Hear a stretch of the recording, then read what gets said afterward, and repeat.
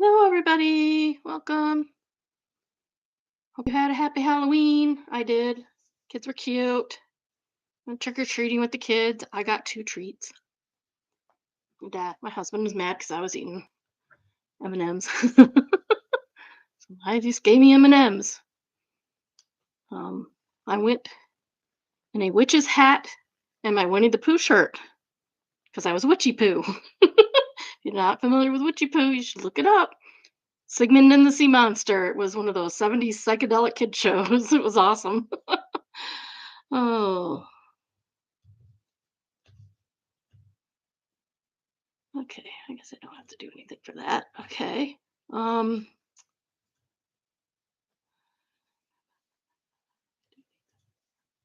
that. Yeah, I delayed it 2 hours and I'm still like struggling. I realized one of the segments I wanted to add was not added to my list, so I had to do all of that. Luckily, it doesn't take very long because I have everything set up already and raring to go. Um, what else? Had my grandbabies overnight, Saturday night. They thought they were going to go to bed. They acted like they were going to go to bed. 10 minutes later, they're not in bed. So we had to turn on gravity throttle racing because it's just interesting enough to keep them interested and not like bored and wanting to be distracted by something else, and just boring enough that they'll fall asleep. If you're not familiar, gravity throttle racing is a Hot Wheels um centered racing uh YouTube channel. Um They just have a track set up like a Hot Wheels track, but it's very elaborate, and, they commentate like it's a real race, and it's pretty funny. Aaron Take and Richard Gere are the hosts. Air Intake, Aaron Take. Very clever, very cute. Richard Gere, not as much. They could come up with something better, I think. But anyway, they've been doing it for years that way, so they're not gonna change, and that's okay, and that is okay. Um So I guess we'll start. Oh, we gotta start with opening. See, I told you I was not ready. Silly girl.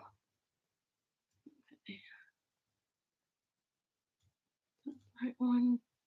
Oh, okay. So didn't need that one still. Give give me grace. It's Monday. It's Monday after a time change too, which should be a good thing because we got an extra hour, but I don't know where it went.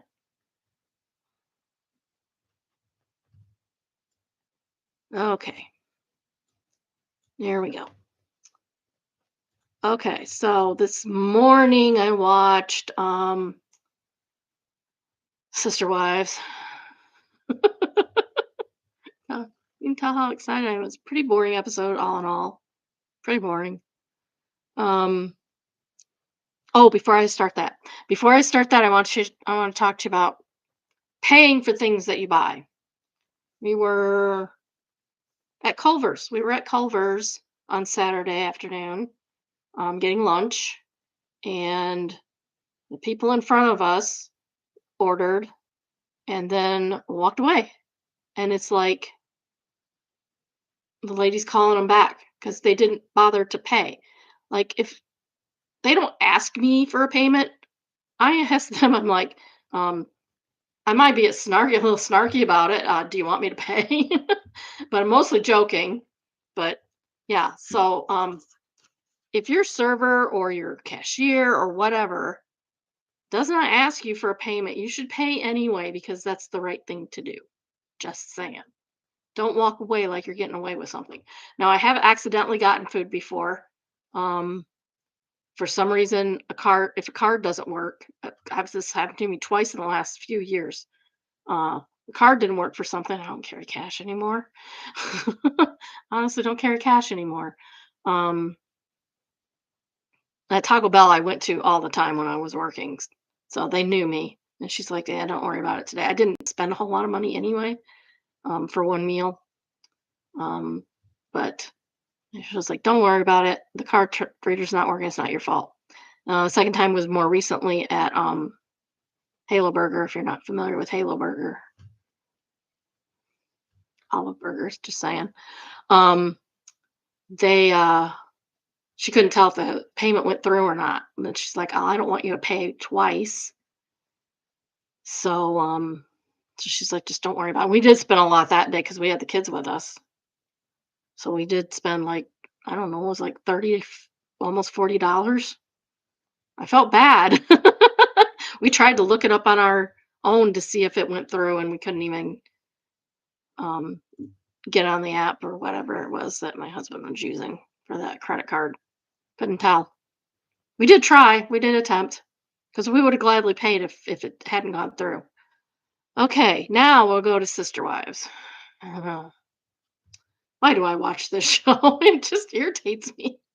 That and Seven Little Johnson just irritate me. Of course, back in the way, Kate plus eight, or John and Kate plus eight irritated me too. Um,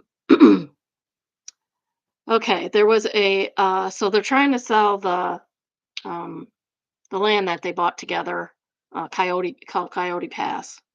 They're trying to sell it because Cody and Robin bought a mansion, not a McMansion. They bought a multi-million-dollar house, which is ridiculous. She's like, "We need room for the kids." Like, your kids are 20 in their 20s. Your kids are freaking in their 20s. You do not need a bigger house. You need a smaller house. But she has to have stuff for all her junk. She's a hoarder. You can just tell.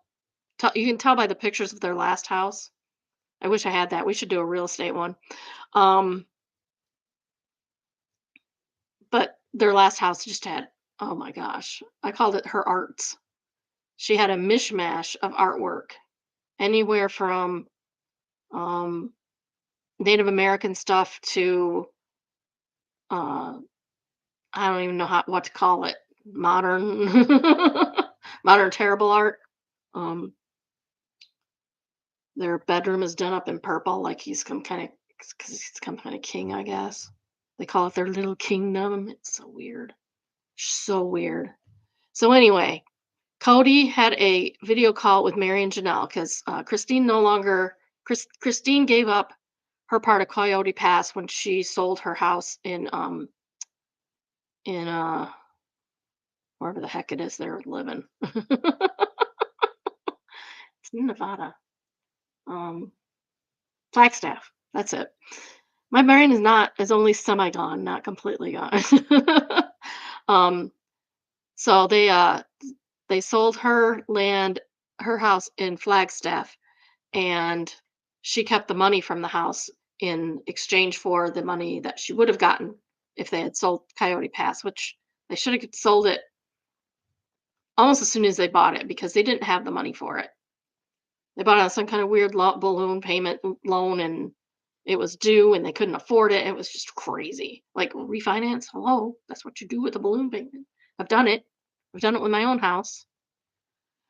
So anyway, we bought when interest rates were really high and figuring that they'd go down. So we bought a 5-year balloon or something like that. And then when the 5 years was up, there was a balloon payment due that for the rest of the house. We just refinanced at a lower interest rate than we would have gotten 5 years before that. So it worked out. We actually had lower payments. This is how you do it, people. Um, so anyway, he had a video call with between him and Mary and Janelle, who are co-owners. He's calling them quarter. He's saying they'll get a quarter each because he and Robin have the other half. Like, no, that's not how that works. That's not how that works. That's never how that should work. Cody and Robin are one entity. They should get a third each. Okay, so that it was hilariously awkward. He was trying to make jokes. He asked them, "You heard any good jokes lately?" God, I hate him so much. I cannot stand him. And they're like, "No." They're both just really serious and like gray rocking him so bad. It's hilarious. Um, yeah, Cody, no one wants to talk to you. Just get your business done, and it's a business meeting, not a flirt session with your ex-wives. For Pete's sake. Um, he was whinging about how he's doing all the work to sell Coyote Pass. Well, you're the one that insists on having it. You're the one that lives there. Nobody else lives there anymore. So yeah, it's gonna fall onto you. And you're the one that owns half of it, apparently. Um, and Janelle just listed out, I got an attorney, I did this, I did that, all the things she's done. She's done all the things. And Mary's like, I don't own it. Mary's like, I don't own it. I can't do anything. He's got to do it. I'm just here for the money. And I don't blame her a bit. Okay. Christine and David went out for a nice dinner. Unfortunately, they had to talk about Cody. Poor girl. Um, she thinks that David and Cody should be friends. Christine, no one wants to be friends with Cody. Least of all David. Poor David. Um, being cordial, yeah, you can be cordial, but they should not be going out. I think she was talking about going out four wheeling.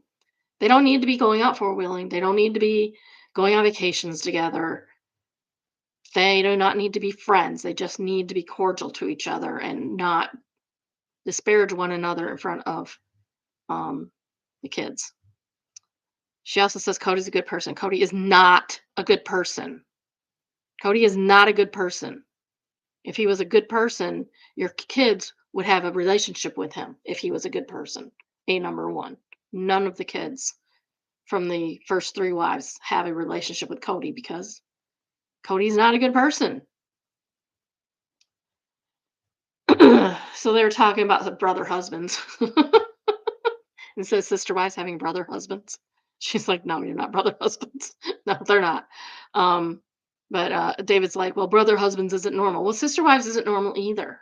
Not even historically, not even when it was an accepted practice by everybody all the time.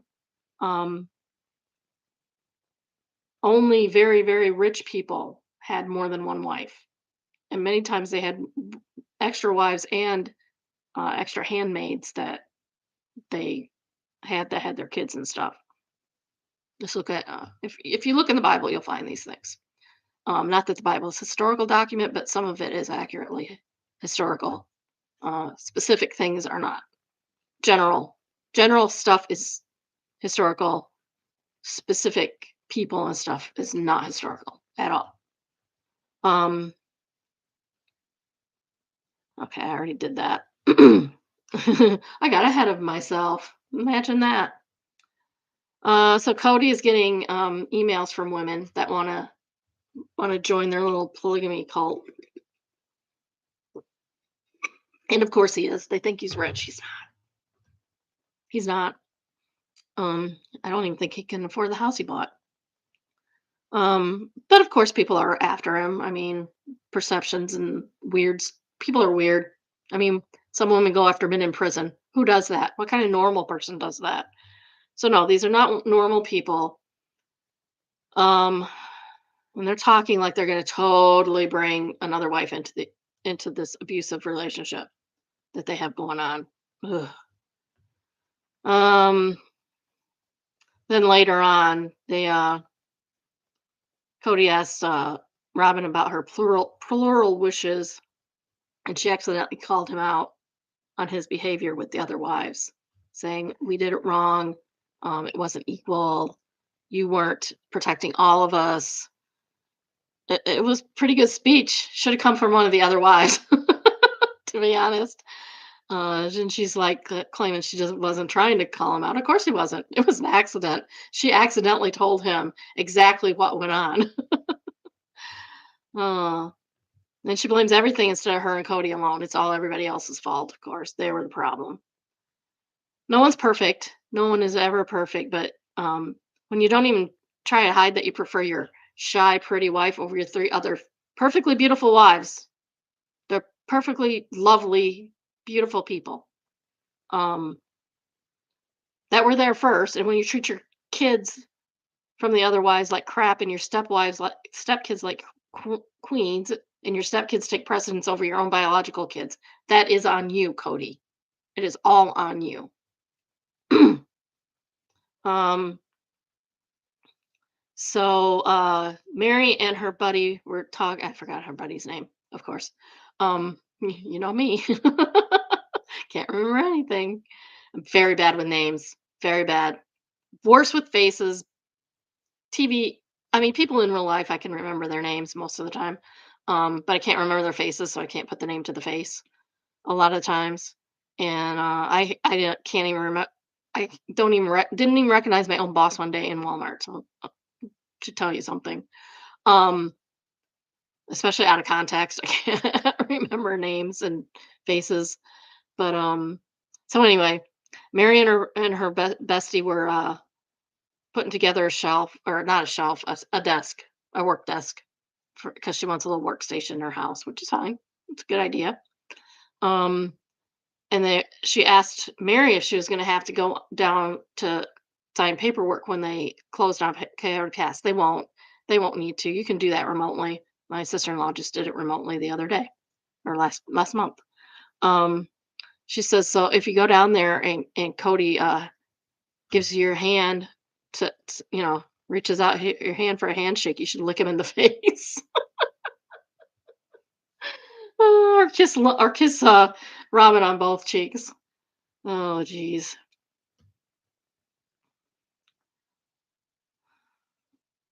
Um, Back to Cody and Robin again. Um, he's talking about changing the dynamic and stop being hostile. Now you want to stop being hostile. You've been hostile for the last 5 years. Good grief, dude. Come on. So in the end, they both say they want to stay monogamous, but personally, I don't buy it. I mean, how else would he go on with a show called Sister Wives if he's not going to get another sister wife? But at least he's not acknowledging that he'll screw it up. As he did, he said, "Oh, if we screwed it up that time, we're gonna screw it up again if we try again." And we got a good thing going now. So um maybe we won't do that, and maybe you shouldn't do that. Oh, geez. Okay, that worked. All right. So now I guess we'll get into the important stuff. Our reading Reddit. Yay! Um so our first one is from Petty Revenge, and it is entitled, it's the actually the title of the episode for once. I'm doing these in order now. I got an order that I'm doing them in, so that we have a heavy thing, and then we have some light things, and then maybe another heavy thing, and then some light things, and then lighten it up like at the middle and at the end. So hopefully, so you won't go bad out with a bad taste in your mouth and being all sad all day. Okay. This is from Petty Revenge, and it's called "The PE teacher kept making fun of me because I was not athletic, and I made him vomit from exhaustion in front of the whole class." For you, good for you. What is it about bully teachers? Did you go into so you could bully all the kids that you didn't like? Like, you're an adult now. Get past high school. This was well over a decade ago, but I wanted to share. I was born with a congenital heart disease and had surgery as a kid. I had a friend um, that had similar issues. I am completely okay, but sports is obviously not my thing. I was small, skinny, clumsy because I never could do the typical outdoor stuff like most kids. Got teased, bullied, and all of that. Typical for a geeky kid who doesn't excel with a football. In high school, we had a mildly problematic PE teacher. No, I wouldn't say mildly. Um, a typical sports dude who would make fun of all the slower kids. I still remember how he ordered my overweight friend to do gymnastics jump from a trampoline over a stool, which he obviously couldn't do, and he fell so hard he cracked his head. How did this guy not get fired? He should have been fired after that. Probably did a lot worse things before then. I found peace with myself long before and mostly didn't care and just took it. But it was stupid, and I hated how he always encouraged the jock culture of making fun of the nerds. Hey, the nerds are making all the money. Just saying. We would constantly do basketball or soccer, football. The thing about my specific condition is I don't do explosive and reactive sports at all. So I'd have to sit down every few minutes to catch my breath. You would think, what's wrong with that? But I was shamed about being the weakling of the class every week. You would think the teacher would be informed that the kid had a heart condition. I like sports though a lot, and I was just told by my parents and doctors to take it easy. And growing up, I noticed I had no problem whatsoever with endurance and steady long distance efforts. As long as I don't go into red, I could keep it up for quite a while. That's cool. So it's not a surprise I fell in love with road cycling when I first saw the Tour de France on TV. I was super skinny, couldn't sprint, but I could climb a long mountain any day, pacing myself and blowing nearly anyone off my wheel on endurance. I got myself a road bike and never told anyone at school about my rides. Here comes the revenge. We had a classic sports day, and there was a bus arranged to take us to the top of a mountain about an hour away, where we were to go on a hike. Our PE teacher said that if anyone wants, he will cycle up there and we could join him on the climb instead of the hike. I was the only one to volunteer. He was surprised and commented something to the effect of, keeping up and not going to wait for you, but I insisted. He knew he could do it. He knew he had this. He couldn't know I was more than capable of climbing that mountain. He only saw me struggling with sports with him. He also couldn't know that it was my home hill. Oh, literally starting a kilometer from my house that I did that climb 100 times and knew it blind. I knew my pacing, and while I was no Traj Pogakar, I don't know what that means. Tadaj Pogakar. Tadejpogacapogacar. I don't know what that means. I knew I could probably drop my P to teacher at will from there. He's probably a famous bicyclist that I am unaware of. It's not in the Olympics, and I didn't watch it, which I don't watch. I don't watch the road racing in the Olympics. Boring. Sorry, not sorry. Most sports ball is boring. I watch soccer. Soccer's pretty exciting, but football, basketball's pretty exciting. Football and baseball, ugh, no, thank you. For cyclists out there, the climb is 2.5 kilometers, 6.9% gradient, super regular. For non-cyclists, a perfect climb for a lightweight driver with good practice, pacing, and stamina. So the day arrives, and I did my warm-up, nutrition, and everything as if it was a life or death mountain top time trial, and rock up the school in my full racing kit and my racing bike. I was 17, weighed 55 kilograms, and totally prepared. He was a typical middle-aged, overconfident ex-soccer player weighing probably 90 kilograms on a standard mountain bike. Super perfect situation. He sets his relatively hard pace at the 10K flat before the climb, and I don't speak or take the front. I take my good time to get back on his wheel after intersections, and he probably thinks he'll drop me the second we start going uphill. So he's drafting a little bit off the. That's a smart move, drafting off the teacher a little bit. Even I know that's a smart move. I know nothing. Then the climb starts and becomes very apparent to me, but not to him, that he is near his limit, but that it's at least a 5 kilometer an hour slower than what I could do on that mountain. But I don't attack him. That would not be satisfying. Instead, I start bantering about how somebody's getting dropped today, and it would be really embarrassing if the whole class sees how I beat him. And then I take over the pace and slowly start turning the screw on him. I went only a little faster, then a bit more. I knew after about a third kilometer he was in the red, so I eased off, keeping him just slightly over his limit for the next half hour. I wanted to make him suffer, but without dropping him. Then I let him recover for a tiny bit if he starts looking too bad. But then I would slowly push up the tempo to make it as painful to him as possible. It was a Tour de France level mind games. I don't think I've ever enjoyed myself on a bike more. We made it near the top together, and I let it rip in the last 300 meters or so, and the that it was that typical humiliation attack every amateur group ride cyclist knows. He dropped like a stone. I got my revenge, and I was pretty happy with myself. He said something about his heavy bike, and I kept my mouth shut. But it got better. On the top, he was clearly dead, so he had to vomit in the parking lot, and even if only few classmates saw it, everybody knew. Yeah, one kid sees you do that, everybody's gonna know. Everybody. There is no place for gossip like a high school. He had to sit out the hike, and after, I just quietly sat there with him because I didn't need to do the hike like he promised, and I just looked him in the eye and enjoying the sweet revenge. I didn't say after anything after that, nor did he. He never made comments to me in PE class again. lesson. Don't bully your students. They might surprise you. You shouldn't bully your students anyway. That's just evil.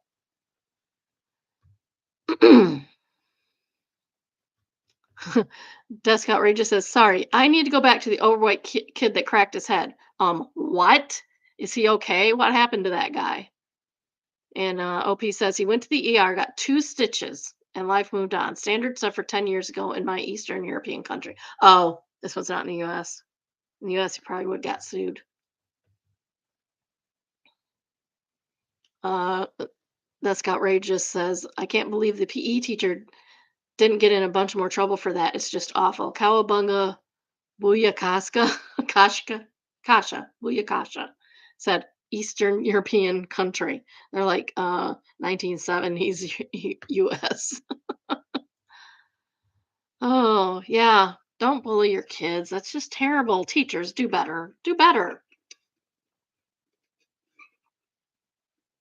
There's a school near me where the superintendent of schools and I think the high school principal or somebody like that, somebody in administration is trying to get um, kids as young as 6 in legal trouble for like fights and stuff for not behaving themselves in school. Like maybe set a better example. I don't know. Set a better example. And I mean, sometimes they will get kids in trouble for the stupidest things. That's happened to my kids before. Um, and sometimes people don't know what's going on with your kid. He may be in the office all the time, but there might be another reason other than that he's in trouble for that. That also happened. All right. Next read is from Am I the Jerk? AITJ for telling my sister her fiance can't use my tools anymore after breaking my $900 saw. No, you're not the jerk. Better be buying you a new saw. I, 34 male, do woodworking as a side hustle. My garage is basically a mini workshop, saws, drills, clamps, everything. My sister's fiance, Evan, asked if he could use my tools to build a simple coffee table. That should be pretty easy. How do you break a saw doing a coffee table? I said yes, as long as he's careful, and I asked him not to use the big miter saw without me there. Guess what he used and broke? He admitted he might have forced the blade a little because he wanted a cleaner edge. The saw motor burned out completely. I told him it's $900 to replace, and he said that's insane and offered me $100 to be fair. No, to be fair, you need to buy him a whole new set. I told him to forget it, but he's banned from my workshop. My sister says I'm holding a grudge and that accidents happen. I told her, yeah, and consequences do too. Good for you. Now my mom says I'm creating tension before the wedding. Well, too bad. Maybe you shouldn't have broke something and then not replaced it. AITJ for saying he can't stuff to myself again. No, he's not. Sufficient Lie says maybe it's just me, but I would go after him for the money. $900 is just insane to write off. I agree. That's a lot of money. It's more money for some people than others. And if he's doing this as a side hustle, that's a lot of money. Grease Monkey Coot says, you're not the jerk. My next door neighbor borrowed my basically brand new Kubota subcompact tractor and a hydraulic line blew on it and he was freaking out. Told me he would cover the cost even to take it to and from the shop. I told him to hold and I will check the warranty first. The warranty covered everything. Now I would never have been charged him for a hose because those are maintenance items. But the point is he was still ready to fix it. No questions asked. Exactly. This dude is about to be an addition to the family. If he cannot pay for what he broke, he does not deserve to use it. And if the family is thinking you're the a-hole, then tell them to cough up the $900 for it. Photo guy says, and let's not forget he broke the saw he was specifically told not to touch. And Grease Monkey Coot says, thank you. That is the biggest part. He literally chose not to obey those wishes. Just a giant FU OP, and I will do what I want because I'm smarter than you and oh crap, I broke. Nah, I'll give you a bill that's total bull crap. And Round Mouse says, and then he told him that was fair. Yeah, no, this guy owes you a new saw. He broke your saw. He owes you a new saw. You need to go out and buy you a new saw. That's what you do when you borrow things and break them. You replace them. And things that you do borrow should be returned in same or better condition than when you borrowed it. The next um I can't even think today. It's Monday. It's Monday. It's Monday. I think like my I think my Monday song is better than Rebecca Black's Friday song. Okay. The next read is from Entitled People. Entitled. Entitled Fitness Attendee tries using her lipstick to write an X on equipment she's going to use. What? I don't go to the gym and I know that's bad. This happened yesterday afternoon at a gym. A woman was making her way to different pieces of equipment in the gym, only she didn't sit to use any. Instead, she used her lipstick to make X's on the equipment.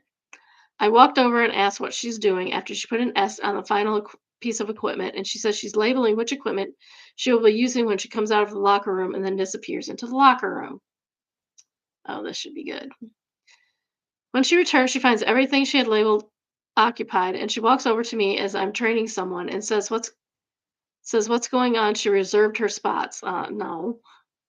I told her there's no reserving equipment and people had to clean up her marks before using the equipment.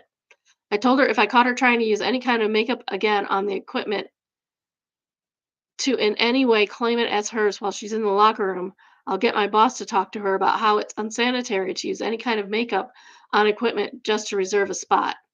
She had to wait for every piece of equipment until she got her workouts in. Well, yeah, I mean, that's what she would have been doing anyway. Why make a nuisance of yourself? Update. It says upgrade, but I think they mean update. I saw the woman today and got my boss to let her know that the lipstick bandit, as the woman was nicknamed, was in the gym. My boss approached her and the two went towards my boss's office. No more than 7 minutes passed before the woman was heard screaming, "This isn't fair. You can't ban me just because I marked what equipment I'm going to use." Got hers. The woman stormed her locker rooms and then stormed by me looking like she was ready to scream, gym bag in hand, and she left. Oh, you need some punctuation there, dude. Upset Confection said that's unbelievably gross. Her mouth has been all over the lipstick. She might as well have licked each piece of equipment. Yeah, it's gross. It's gross. It's ugh. Super Mouse is not just that. Now she's got the germiest lipstick in the world for her purse, and she's going to use it on her lips. I hope she gets fungus. I hope she gets a lip fungus. I mean, Baby Cabbages has a tangent. There was a story years ago about middle school girls who were putting lipstick and kissing the bathroom mirrors at school. Ooh. The principal brought the girls into the bathroom with the custodian to show how much extra work they were causing him. The custodian proceeded to use his toilet brush to scrub the marks off the mirrors. And stop that problem. Oh my gosh, it's so funny. Yeah, yeah. Ghost Gobi says, I swear I saw this in video form with a mop. Yeah, it's an urban legend, but that's hilarious. Could you imagine if it was real? If somebody actually did that? And I mean, what they're using to clean off the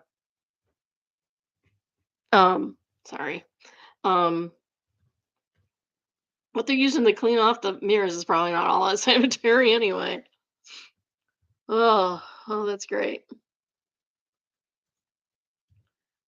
Oh, the next one is from Mother-in-Laws from Hell. I don't think we're gonna get that funny again today. We should just give up. Next one is from Mother-in-Laws from Hell. Mill told me I made her feel terrible when I got upset because she kissed my newborn on the mouth in the hospital. Yeah, you're not supposed to do that. Need I say more? There's been a lot of emotions coming from my mother-in-law and sister-in-law because Sill's toddler isn't vaccinated. Vaccinate your dang kids. When my baby was a newborn, sister-in-law let her kid kiss mine on the mouth when I was just a few feet away, an unvaccinated kid at that. Mind you, I was already compromising and letting an unvaccinated kid near mine. Anyways, I decided the kids wouldn't be hanging out anymore until my baby was fully vaccinated, and that Sil wasn't to come near us until I could A, calm down, and B, regain some trust.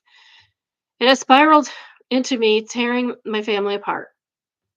I've been so misunderstood that Mill typed a literal letter to me, though formatted it as if it was for my spouse, sister-in-law, and brother-in-law, and I, stating that how when I invited her to my hospital room, not even a day after giving birth, I made her feel terrible when she kissed my newborn. I told her that wasn't okay, and she said it set the tone for the next few months. I suppose implying that's why she's doesn't come around often. Then she rambled on about how sister-in-law, brother-in-law, and spouse were three peas in a pod before I came into the picture. We, meaning I, need to quash the beef and figure it out because the holidays are coming up. I feel like I'm going insane.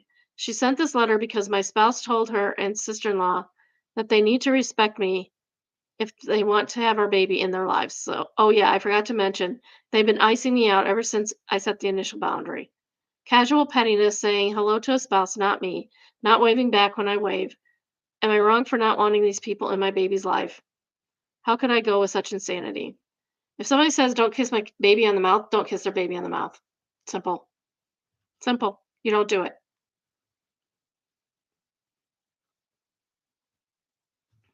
I mean, nothing else needs to be said.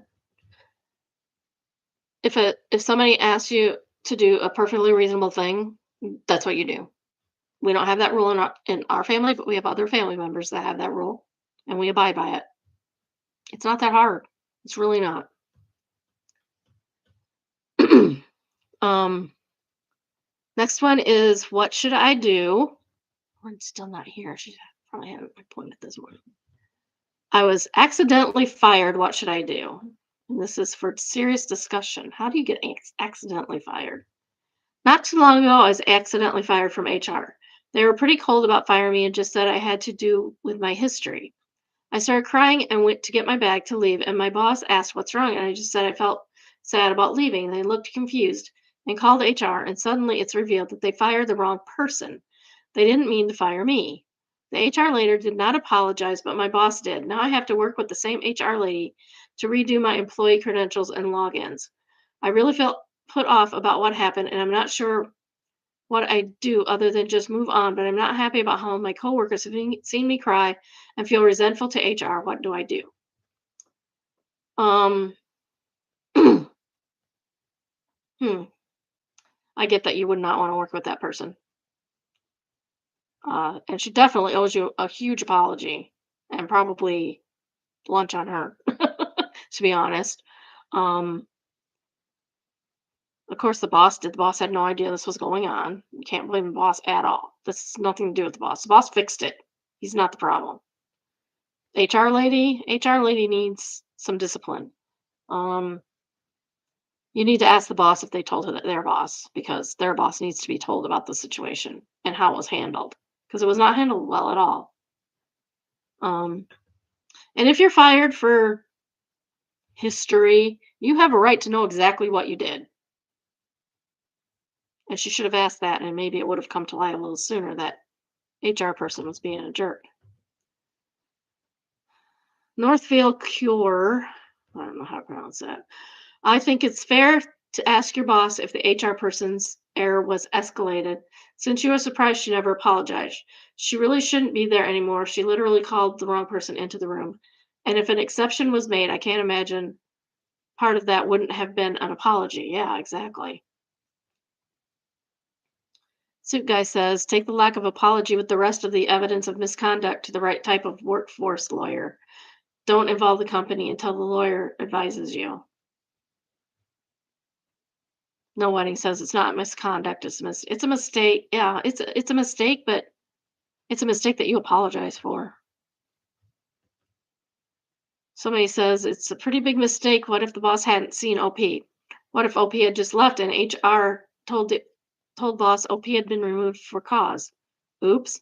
HR knows all about the liability, and someone's manager should have been apologizing profusely. Yes. Yeah, she's owed an apology and maybe lunch just to do some goodwill. Next, we have malicious compliance, and it is entitled, "So, insurance company, you won't give me a letter with a clean driving record?" It's weird. I was grumbling about insurance companies, and another thread led me to this memory. My wife was driving in Toronto many, many years ago. At an intersection, she waited at the light, and then the advanced green left arrow lit up, and she started to turn left.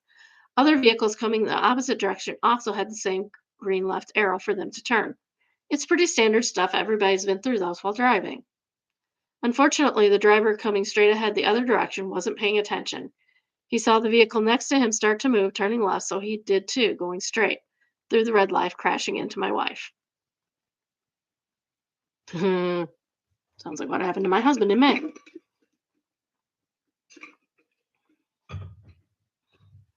So I called the insurance company. I thinking this is pretty straightforward. It is. My wife was legally turning left. Buddy ran at a red light and hit her. Nay, nay, nay, they tell me.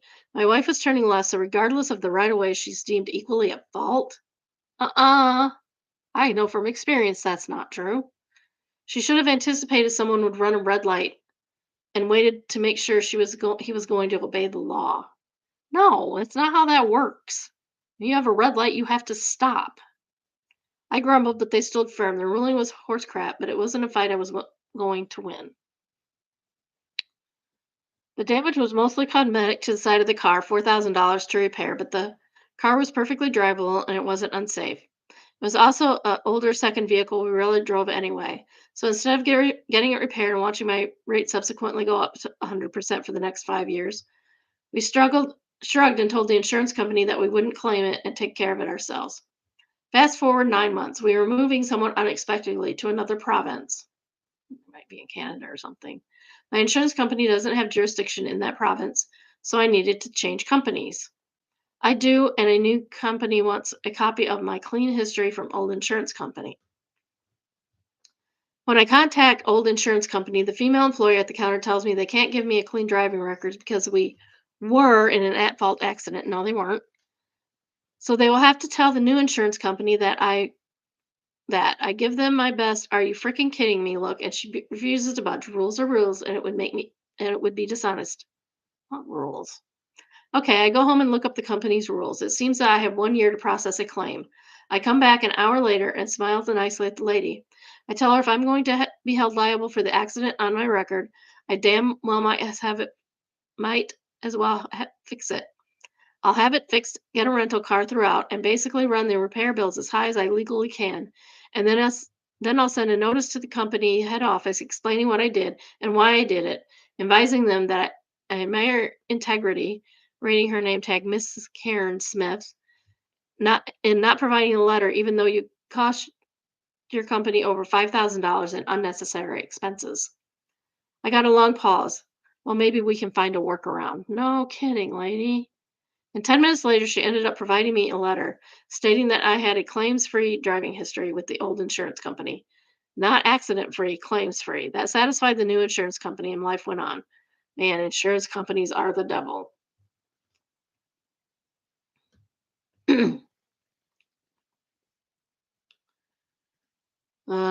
I'm not going to say that name. Quotes the car was drivable, but what would have happened if you'd attempted to integrate it? The OP says, "Thanks for the smile. It took me a second, which made me appreciate that much more." I don't know what that means. Oh, derivable. He spelled drivable wrong. It's derivable. Now it makes sense. It's a math joke. It's a math joke that even I get. Derivatives and integers. Yeah, okay. I get that now. I get it now. Oh, geez. Insurance companies.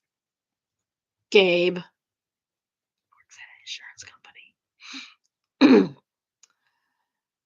Next read is from AITAH. AITAH. We're saying it's genetic about my brother and sister-in-law's baby. My Sil is not the nicest person. She rarely talks to anyone. She doesn't particularly like our family, but she loves my brother. She makes an appearance maybe twice a year, and that's it. Well, that's kind of sad. She has a stare that can make you feel tiny and stupid. According to my mom, her dad has the same stare. It is terrifying. They went to school together, and my mom is convinced that her dad is a psychopath. Anyway, they didn't spell it out. It's Reddit. Why aren't you spelling it out? It's not Board Panda. If you're familiar, or it's not Board Panda or TikTok. Where if you're familiar, they censor the ridiculous. They censor knob, like meaning doorknob. Like I grabbed the knob, and that's censor knob because occasionally it's used as a euphemism for something else. It's dumb. And it's getting ridiculous. You can't even have a conversation because everything's censored. Anyway, my brother and sister-in-law have a baby. She's 9 months old, and I went to hold her, and she gave me the same stare. When she did, I just blurted out, "Jesus Christ, it's genetic." I was embarrassed that I blurted that out, but I didn't hold the baby, and I just went to do something else. Apparently, my brother is angry about it though, and just said I'm acting like there's something wrong with their baby, just because she looked at me and didn't want me to hold her. Oh, your baby's a psychopath. AITAH. And the top comment is top ad. It says, "OMG, I proper belly laughed at this." I did too. Oh, it's a fun day. I like the lower ones. Mr. Lala says, "Same fond memories. One of my twins inherited my resting bitch face and stink eye stare. When she was a baby, that's how people told them apart." Which everyone was giving the stink eye was baby number two. See, but she's laughing about it because it's funny. Oh, Better Bitches Bureau. She's a BBB. She should be here. I love that. Ha ha ha ha ha. Makes me wonder if they ever try to pretend to be the other. So twin number one knows they have to do the stink eye to pass as twin number two. Oh, that's great. Oh, Junius Brutus Rex says, "Oh, I'm still giggling 5 minutes into the comments." This is golden. But that's what you do. You laugh about it. When your brother-in-law yells out, "Jesus Christ, it's genetic." You laugh about it because what else are you gonna do? It's funny. Genetics are funny, and you can't. You let me tell you, you inherit the weirdest stuff. I inherited. I did not grow up around my mother. I didn't see her from the time I was 2 till I was 30. I stand just like her. Just like her. We have the exact same. We're standing around talking. We stand the exact same way. It's genetic. It's genetic. That that psychopathic stare, genetic. The stink eye stare, genetic. It's genetics. There's nothing you can do about it but laugh. Because what else are you gonna do? Just no mill. High holy days hysteria, or how my mother-in-law broke up with spouse via email. And this is an update. So let's see if we can go find the original.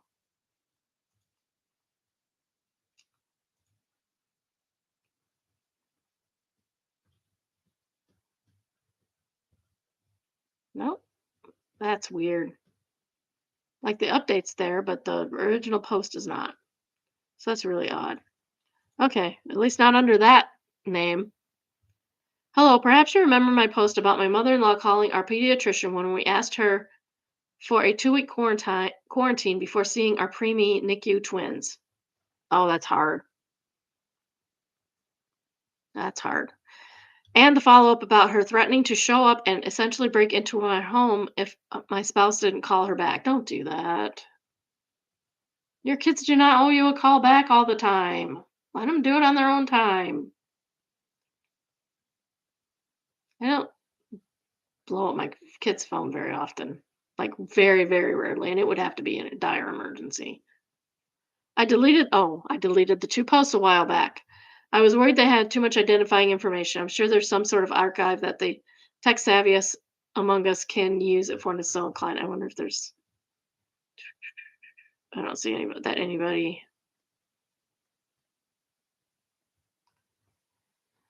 I don't see that anybody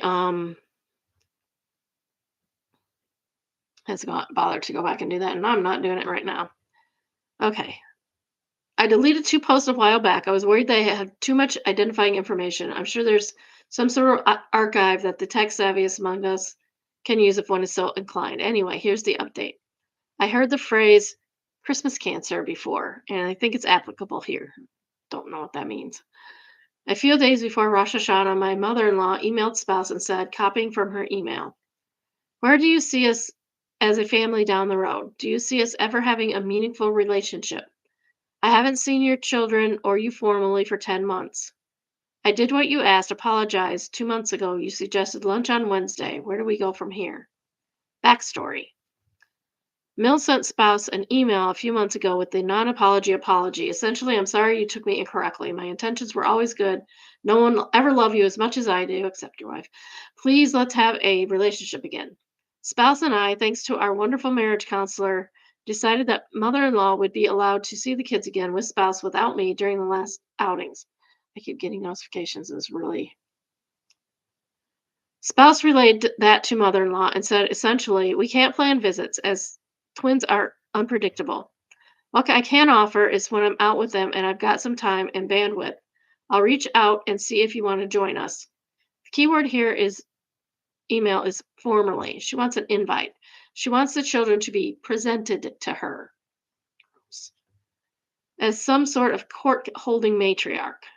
I'm not sure if I included in one of my past posts, but 4 days postpartum, I had just been released from the hospital, but my twins were still in the NICU. We invited her to visit them with us, and after she sent me an email very upset that I hadn't gotten up to welcome her to the hospital room or introduced her to everyone to her or offered her my seat. Yeah, 4 days postpartum, I ain't getting up for you either, lady. You should be waiting on me hand and foot. My notifications are coming over um on my computer. They're very distracting. ADD. ADD strikes again. Okay. 4 days. I was 4 days postpartum. Yeah, you said that, lady. We have seen her out and about a few times. It's a small town, and she has chosen to either ignore us completely, fine by me, or stand very close to us and then storm out past us, creating an albeit small dramatic exit scene. Back to the story at hand. Spouse responded after Yom Kippur and said that while they understand what mother in law wants regular planned visiting time in our home, that won't work for where we are. So the deal is if she wants it, it's still the same. Spouse will reach out when it makes sense, and if she's available, she's welcome to join. Here was her response, and this is quoted. This doesn't work for me. For me, to see you and the kids a few times a year is not my definition of family. And I certainly don't call Thanksgiving once a year a family event. Thanksgiving is a family event. These are my family, it is. I will not be put in the position of being a stranger to my own grandchildren. You don't own them, lady. I am sorry, but this is where I am. I cannot fathom what I have done that you think I am so awful that I am not welcome in your house or around your children. You have broken my heart. I will always be here if you need me. End quote.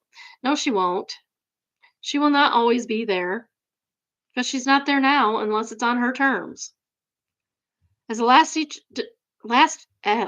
as a last ditch effort to highlight the ludicrousness. As a last ditch effort to highlight the ludicrousness of it all, spouse sent the following reply, quote, I want to make sure I understand what you're saying. You do not want me to call you and invite you to join when I'm on my way somewhere with them by myself, or to keep you in the loop on their events once we get into them so that you can come? It sounds like you would rather never see them at all than see them once a month or so. which to my memory, for the sake of comparison, is more often than I saw my dad's parents, let alone yours. I certainly didn't feel like they were strangers to me, end quote. Good for you. That's a good one. And her response, which will remain the last response on this thread, quote, right? I don't want to feel like an afterthought. It will be years before they are in activities. You saw your grandparents as often as possible. You spent the night in their homes. You were welcome in their homes and vice versa. Your plan is a poor second to a real family relationship, unquote. Well, then don't be biatch to your kids, lady. Maybe try another tactic because the one you're doing now is not working. So, dear friends, it would seem that she would rather see her grandchildren, never see her grand. So, dear friends, it would seem that she would rather never see her grandchildren than not see them on her terms at her whim. I have $5 on her reaching out in 4 to 6 months with a random photo from an event, no context, and no mention of this tantrum. Spouse is vacillating between numb, angry, and relieved. Poor guy. The current plan is to believe her at her word and not reach out or make any kind of efforts moving forward. Edit. Left out this info. The twins' first birthday was 4 months ago. We invited her and she declined as we didn't invite her soon enough. We sent the invites out 6 weeks before the party. I suppose she wanted to be invited the minute we decided to throw one. Also, thank you for the sweet comments. Spouse is not a DH. Spouse is not a he. Oh, spouse is not a he. Oops. Sorry. She. I wonder if that's a part of the problem. I wonder if that's part of the problem too. Yeah. No. No. Keep doing what you're doing. Keep doing what you're doing. She will either come around or she will not. Sometimes people do come around. Um, and sometimes they don't. And that's just how life is. Treat your in-laws correctly. Treat your daughter and sons-in-law nicely, and they will treat you nicely. It's not that hard.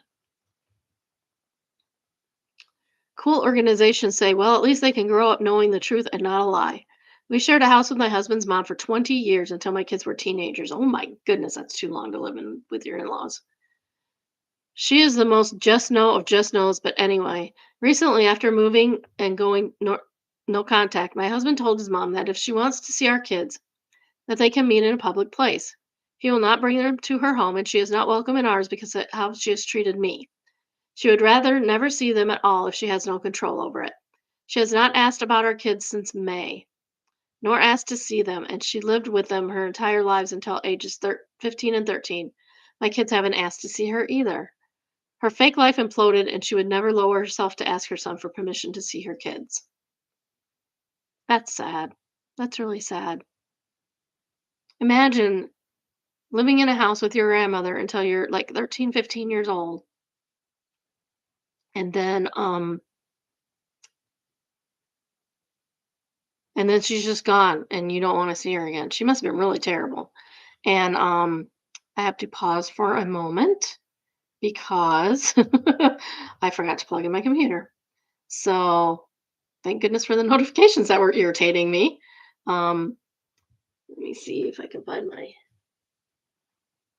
my little thingamabopper. There it is. I found it.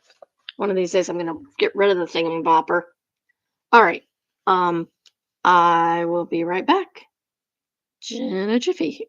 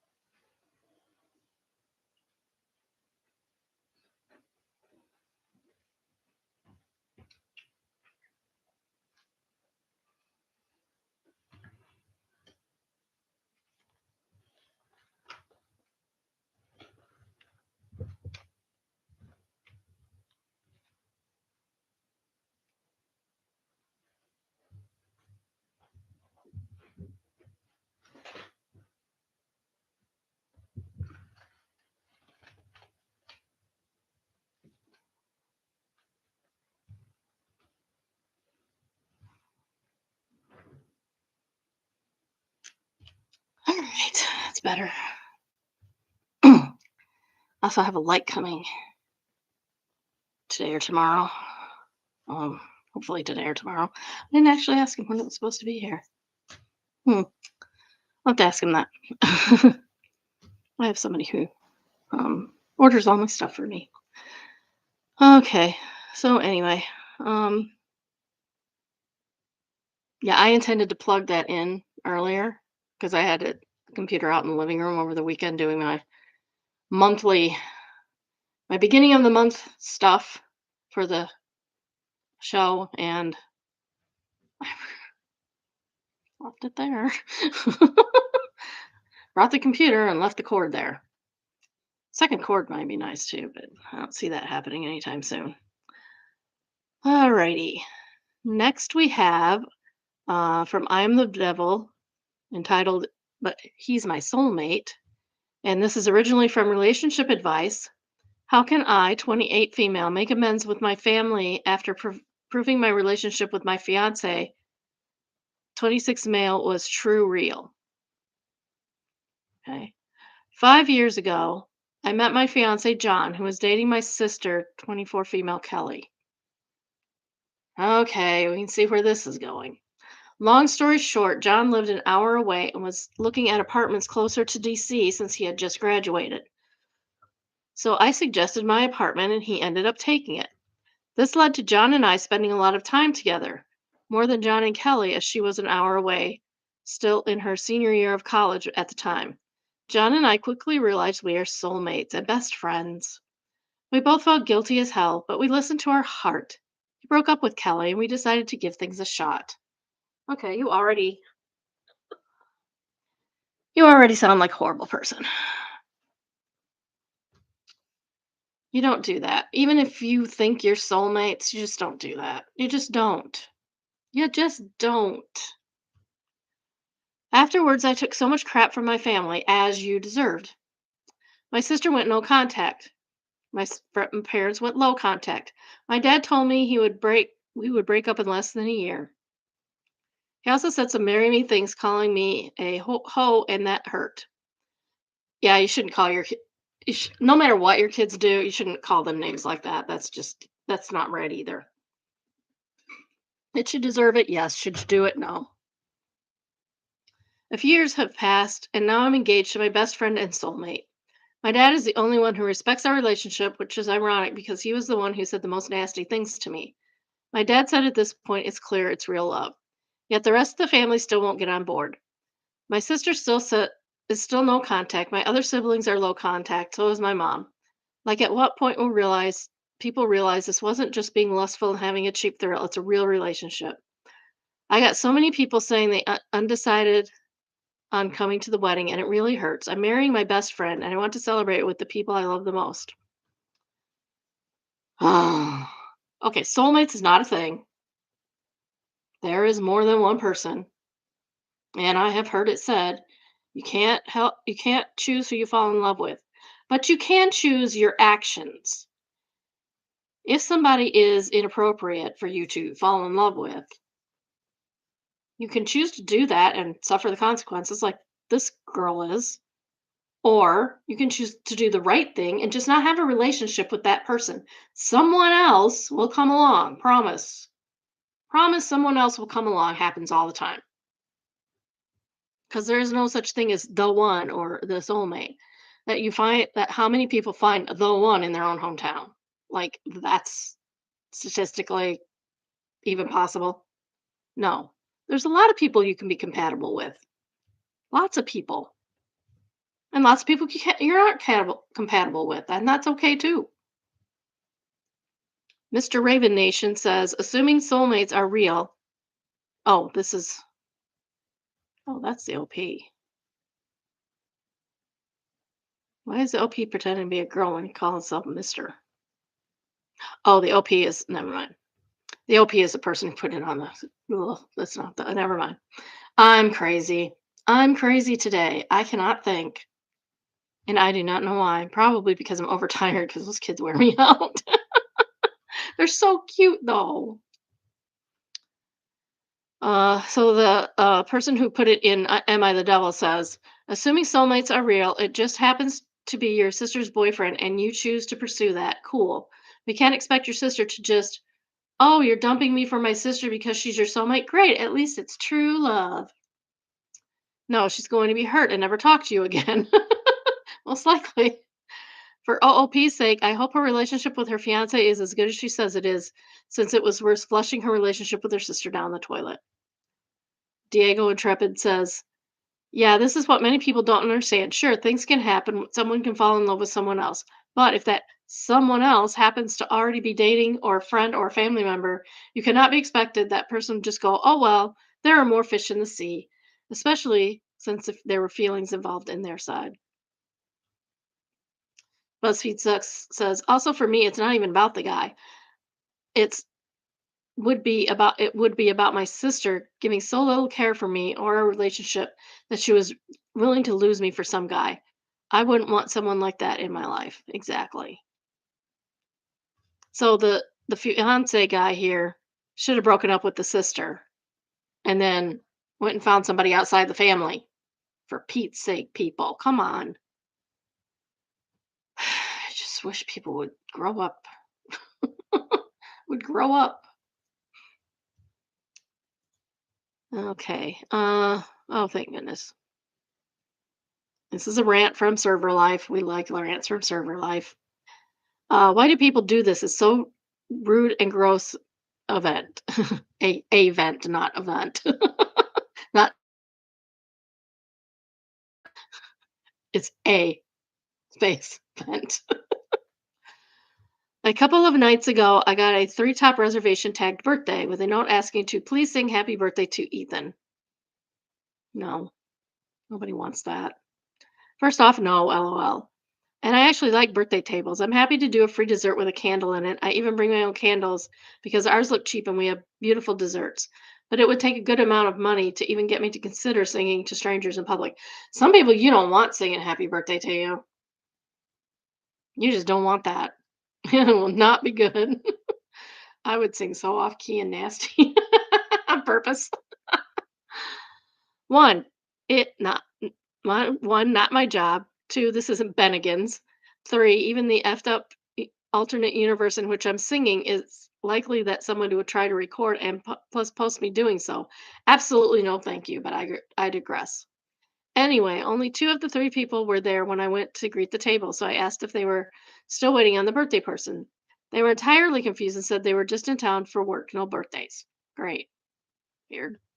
So the guy who made the reservation really just said, damn, you know what would be hilarious? Embarrass my coworker friend by simultaneously embarrassing our server, who has no way of knowing there's no birthday, and I'm just effing with a minimum wage employee who might humiliate themselves for a tip in my own dumb amusement. Thank God I asked about the note at the start. Yeah, this guy's a jerk. Oh, and minimum wage is below minimum wage employee most likely because servers don't get paid minimum wage most of the time. Like I wouldn't sing, but if they got a server who was willing to, but what if they got a server who was willing to, or worse, financially desperate enough to do it for a tip, even if they didn't want to? Did this guy expect this to work? Has he done this before? Probably. How is this even funny? What's the joke exactly? I don't know. I'm at a loss. I don't know, y'all. Let me know if I'm being too sensitive. Like, obviously, it's not the end of the world, but to me, it just comes off as inherently classless, thoughtless, rude, and most importantly, not effing funny.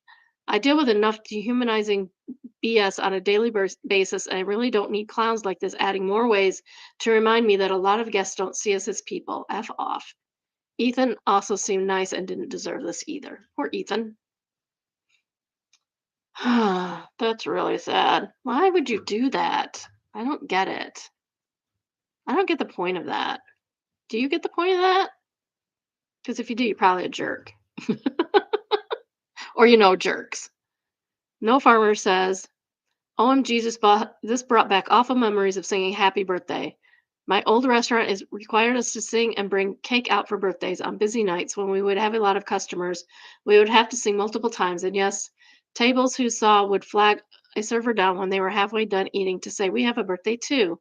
and we would have to sing for someone at the table who looked confused and very awkward because it was obvious they didn't have a birthday. Ugh, I hated when people did that. No, those people are looking confused and awkward because they told their parents not to tell them that it was a birthday. That's why they're looking confused and awkward because they shouldn't have done that. Those are my kids. Those are my kids. Although I didn't usually. Might have done it once by accident or something. I know my daughter sat on a saddle once on a birthday. My youngest one, I definitely would have never done that because he would not have taken it well at all. Um, some dude says, "Yeah, people like be like that. Sadly, once I had a table raise hell. Where I worked, we do free dessert with a candle, and 99% of the time sing, but it's not forced or policy. I can just hand them their dessert and say happy birthday and walk away. I'm not shy, so I normally say something like, "Who's going to start off the song?" And then everybody starts singing, and I join in. It's fine. I do it all the time. I once did that, and a 60-year-old mom goes, "No, we want to hear you sing." Why? You don't even know if this person can sing. I laughed and said, "No one wants that, but I'll join in with y'all." I stood there a couple seconds, and mom goes, "We're waiting." And at this point, her tone was pissed and F this. So I said, "Enjoy," and walked away. Good for you. Yep, she was up at the host stand in 2 minutes demanding a manager, saying I ruined her adult son's birthday. It's not even for a kid, it's for an adult.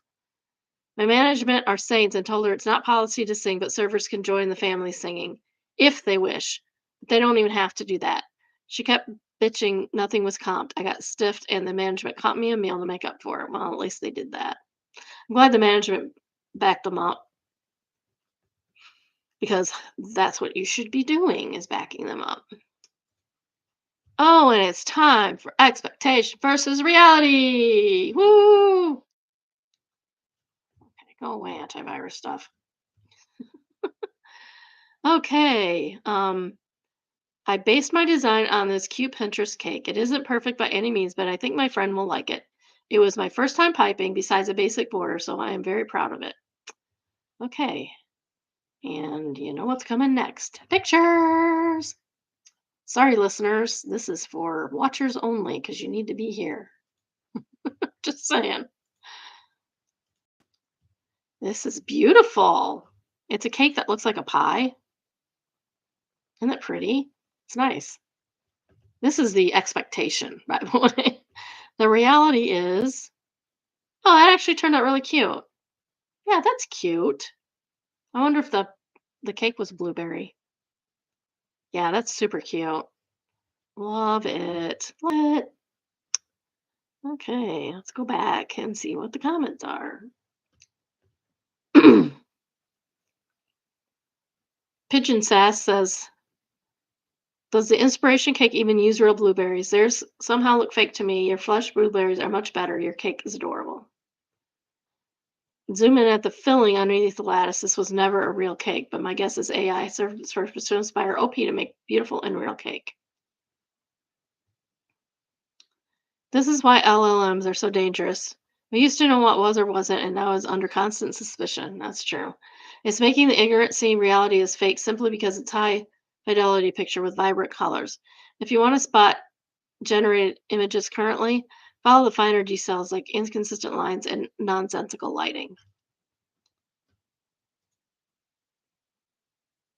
Yeah, it actually doesn't look like blueberries, but it also doesn't look like it's necessarily AI either.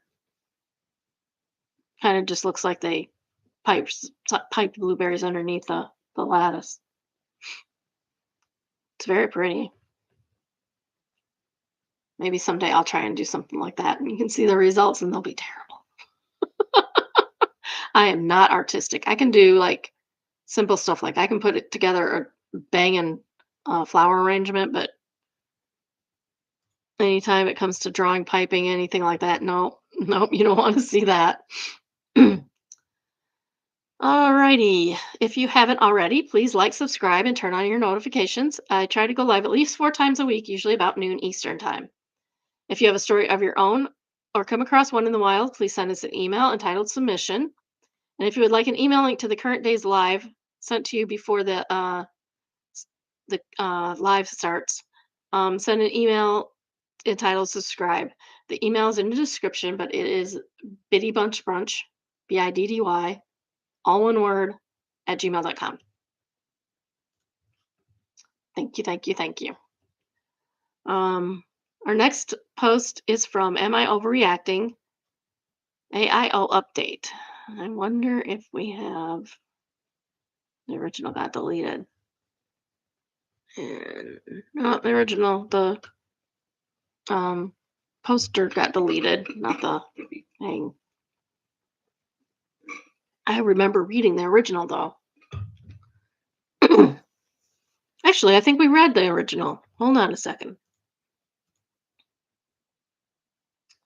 Am I overreacting? I think we read the original on this one.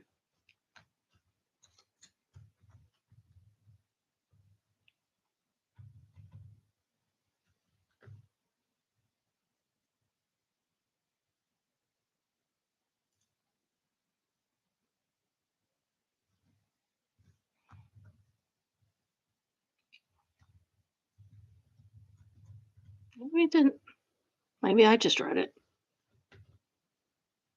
Maybe I found it in the wild and read it.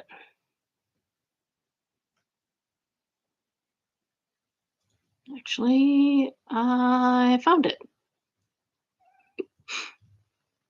I had it in there anyway. But I guess.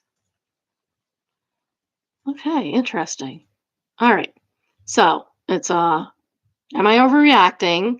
Um, AIO, he 20 male, took me 18 female to a Jehovah's Witness meeting without telling me. Well, that sounds awful.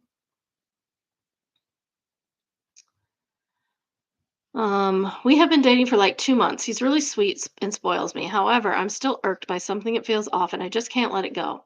Yesterday we hung out, and when I brought it up again, he shut it down. He sometimes makes me think it's nothing and changes the subject, but I don't even notice it. I don't want to keep nagging him, but I'm still not satisfied. My friends say I overthink and ruin good things, but I can't let it go that I'm upset it happened, but I don't know if I'm overdoing it. I promise you I'm not discriminating his religion, it's just weird. This whole thing is am I overreacting? I'm not confrontational, I just need advice. Also, this is a throwaway account. Okay, so we do have some um texting to share. You've been quiet all day. You haven't returned any of my calls. Is everything okay? Sorry, I'm just fine. I need time to think about last night. The meeting part, I thought you enjoyed it, babe. Yeah, it was okay, I guess. I thought the surprise would maybe be something more casual, like a dinner or a film, not this, to be honest. It was a surprise, though, a good one. I wanted to show you something really personal, something that's important to me. I thought this part of getting to know each other. Bringing a religious thing on her? No, dude, no. Mm-mm.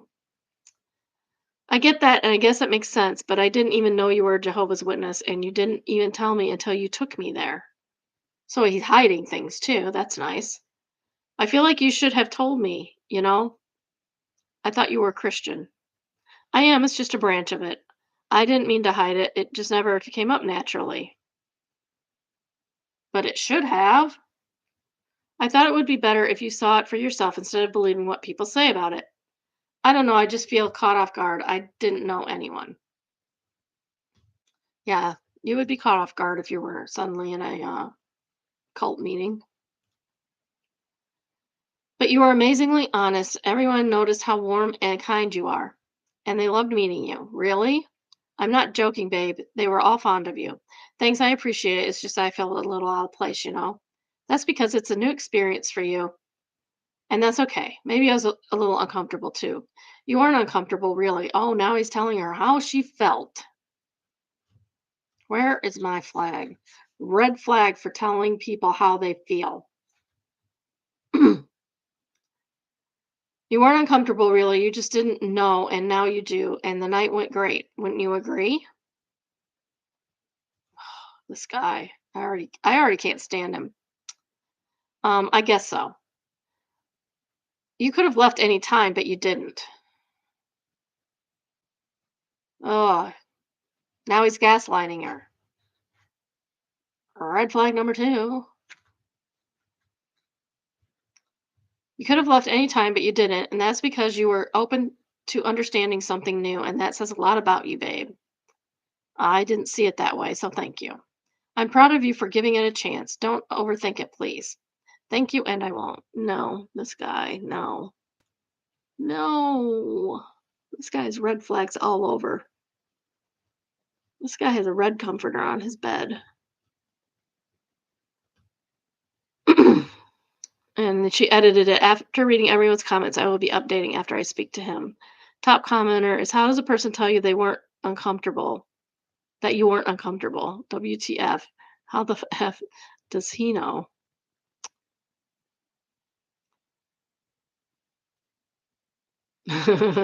Ideal says, you weren't uncomfortable reading this. You were just caught by surprise.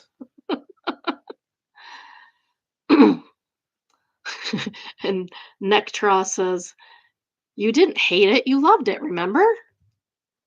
Oh my goodness.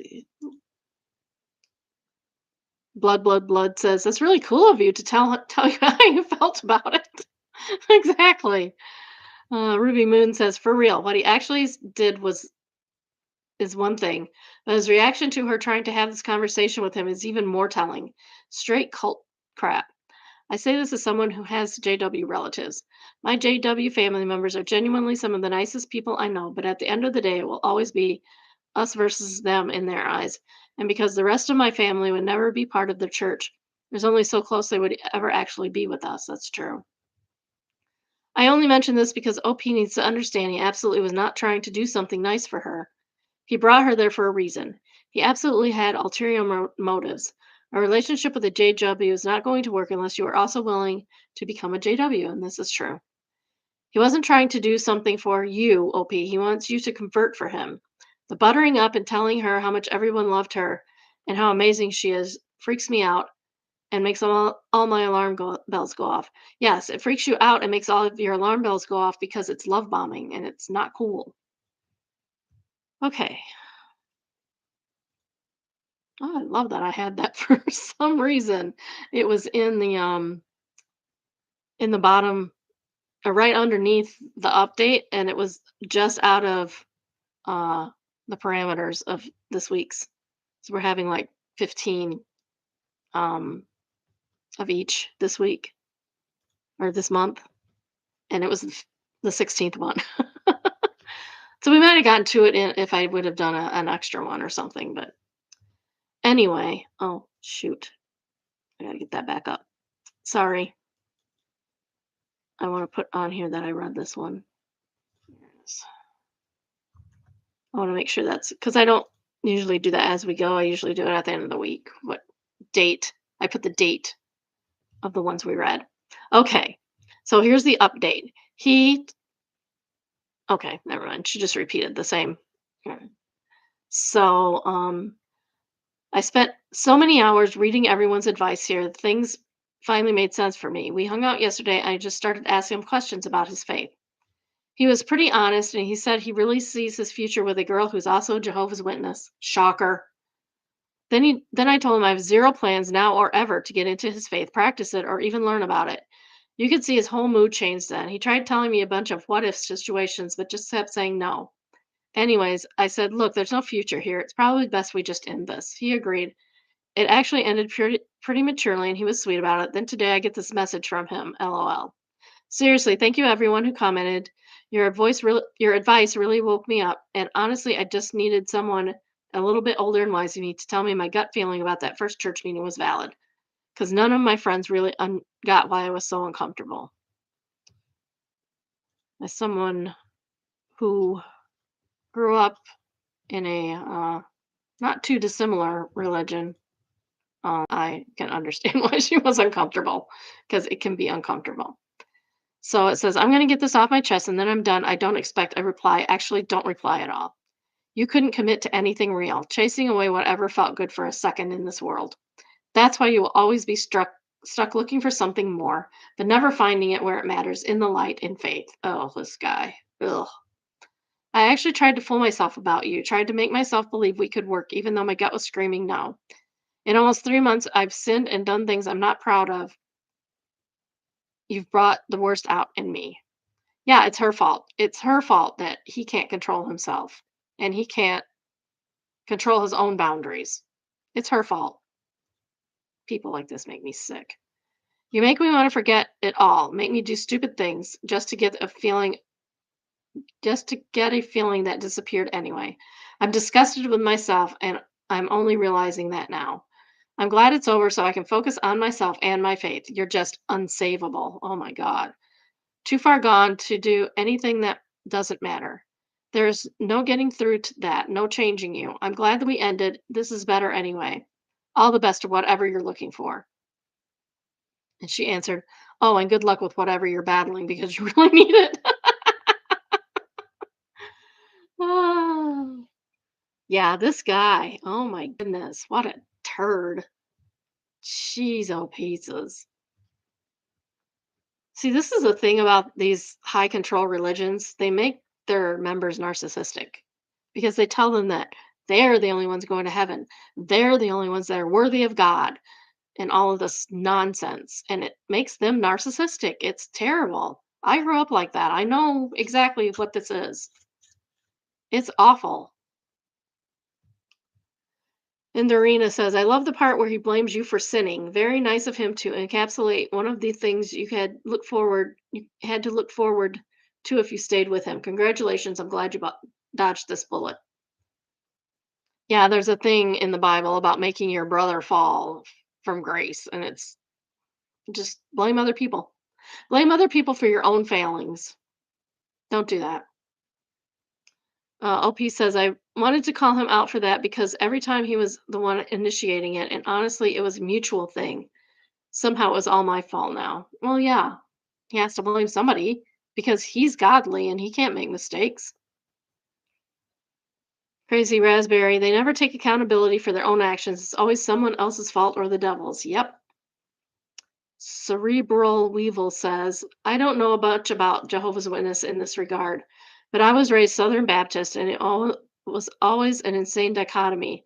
Men were supposed to be strong, literally have divine inspiration, domain over their household. They are to be unwavering leaders, but any sexual transgression with a woman, and they do blame the devil when one of them has sex with a man, demons did it. If the man says Father God and uses the manufactured contrite tone of an apologizing politician enough, the woman was at fault for leading him astray. His weakness is not his fault. His strength and leadership are supposed to go without question. Dang. Nail. Hammer. That hammer hit that nail right on the head. This is exactly it. Exactly. The double standard is unreal as the next one starts. Yes, it is. The double standard is crazy. Women get blamed for everything, and it's insane. And it goes back to the stupid Adam and Eve thing, and it's crazy. Ever since Eve, women have been blamed for everything, or the devil, which wasn't even in the Bible, really. Not like they say. So this is from Traumatize Them Back, also deleted for some reason. He thought he got away with abusing students for decades. I made sure he didn't, and it's flared. Now everybody knows. Now everyone knows. Okay. This might be one of the heavier stories on this sub, but it's also the most satisfying revenge I could imagine. When I was a student, I was sexually abused by a teacher. Oh, that's sorry. I'm sorry, OP. That's terrible. For decades, school quietly transferred him around. He has been at 7 different schools, 3 states for 37 years. Instead of stopping him, teachers knew, some warned students, but nobody actually took action. He got to retire like nothing happened. Also, law enforcement refused to charge him. Oh, that's crazy. That's crazy. What the heck? What's wrong with society that we don't hold these people accountable for the harm they're doing to children? I don't get it. I finally posted about him on social media. I wasn't sure what to expect. Maybe a few people would remember him. Instead, over 30 women messaged me, saying each one saying they were either sexually abused or harassed by him. That post started something. His name is being shared. People are finally talking. The silence that's protected him for so long is gone. He spent decades thinking he buried his past, but now every time someone Googles his name, the truth follows him. Good. Someone once said to me about a child sexual abuser, um, do you think he should be punished the rest of his life? And I said, well, the victim has to deal with it the rest of her life. So, yeah. So, yeah, they should be punished the rest of their lives. They should be ostracized from society. And the sooner we do that, the fewer victims there will be, and the fewer this will be perpetuated because victims victimize others. And my hair is stupid. I feel like like kid on YouTube the other day. Victim victims victimize others. It's paid forward. What unless somebody's very strong and gets the help that they need and understands that they're a victim and they should not be doing that, they pay it forward. Awesome. Often. Very more often than not, probably. Because there's so much of this going on. It's crazy. What is wrong with people? Apprehensive Bit says, you are very brave. Good for you. My abusers are all dead. I'm not sure I would have had the courage to do what you did. I pray you have peace. A fantastic nerd says, I'm glad your abusers are dead. Peace comes in different forms, and I hope you found yours. And she answers, thank you.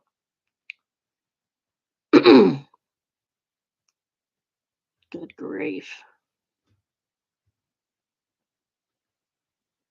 Oh, and there's a petition. I will put it in the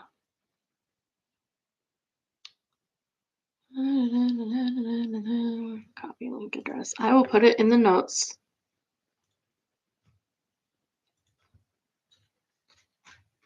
For you guys. And I will go back later and do this. It's a petition to seek justice for victims of Nicholas Rolando Val's petition to reform school policies. So, changing school policies about abusers in the school systems. Good idea. Moving that over there. That one's staying up for now because I'm going to go sign that petition myself. No, I haven't looked at the petition. I don't know what it says. I might have already signed it. Who knows? I do sign a few. Our next our next Reddit read is from r/confession. My first art commission was a nude drawing of a girl I know. So a few weeks ago, I decided to start digital art. I'm pretty decent at drawing on paper, but I had little experience doing digital drawings. I came across a hentai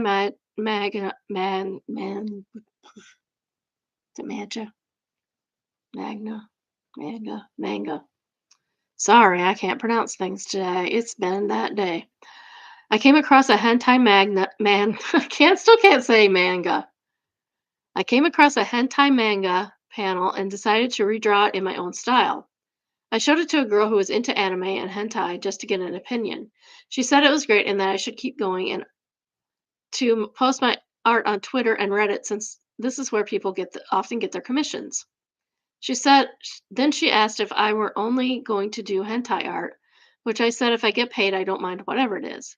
She then confessed she's always wanted a new drawing of her, was too shy to ask from a random stranger online, so she asked if I could do it. For a commission, of course. I was shocked at first, but then agreed. She sent me herself in a pose, topless, only wearing panties. Not gonna lie, I struggled to even start because I was there hard AF. But at the end, I finished it somehow. She was super happy with it and told me to share it. Never expected to get a nude from a girl that way. LOL. I mean, it's one way to get a nude picture from a girl, but this was voluntary. It's when you ask for it or demand it that it's a problem. This was voluntary. This is fine. You don't have, and you did what she asked. That's not a problem. There's not a problem with that at all. Human body is beautiful and should be shared. Leon Chase said, I do video and photography work that often includes nudity and women. Congratulations on one, following her lead and how she wanted things to proceed. Exactly. without trying to pressure her to pose in person. And two, keeping your friend feelings of attraction to yourself, especially or you may have felt personally. Most likely that woman was waiting to see how you would behave about it, even if she's into you. I guarantee you that getting a reputation around women as a man who stays neutral and respectful in those situations and does good work without trying to take advantage of them is worth its weight in gold. It will get you more work like that. It will only make you look better to the ones you're attracted to. That's true. Um, I know a photographer. Well, I know this. Uh, College cheerleaders will take their clothes off for a photographer. They will. They have no problem with it, apparently. I know a photographer, so that's how I know. Oh.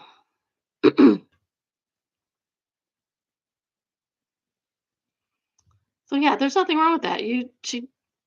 She voluntarily gave you a picture and said, "This is what I want," and you did what she wanted, and she let you share it. You didn't share it without her permission. Nothing wrong with that. Good on you, OP. Good on you. Am I the a-hole? AITA for telling my brother that the day he was born was the worst day of my life. And it's flared as a-hole. Some people do feel like this about their siblings. Context: I, female, was born in 1962 in a real rural area before ultrasound machines were everywhere, and the nearest town was not that close to us, and babies were born at home and delivered to the same midwife. In 1962? Where were you? I was born in a hospital in 1964, so. So when I was 7, my mother got pregnant with twins and had no idea she was carrying 2 babies, and the midwife, who had just delivered the first baby, probably didn't even realize there was more to come, and had to be immediately driven by my father to another farm where she was needed. Which means that my mother's contractions started again. I was then alone on a farm with her and the first newborn baby, and it was up to me to deliver my youngest brother, with my mother instructing me. This was hands down the worst and scariest moment of my life because I feared for both my mother and the baby wouldn't make it. Well, thankfully, it all worked out. Well, that's good. I'm glad it all worked out. Now, here's what happened. Last weekend, my husband and I were celebrating our 40th wedding anniversary. We had a party and people were making speeches and talking about us. But when the mic got to my brother, who of course had no firsthand memory of his own birth and only knows what he was told about it, he took the chance to tell the story as if it was a funny anecdote. And then my dad got home. There were 2 babies instead of 1. So funny. Anyone thanks this for helping me come into this world. I see nothing wrong with that. And everybody thought it was fun and sweet, but to me it was the opposite. It brought back memories that are not all that positive to me. I think OP needs some therapy to get over this trauma.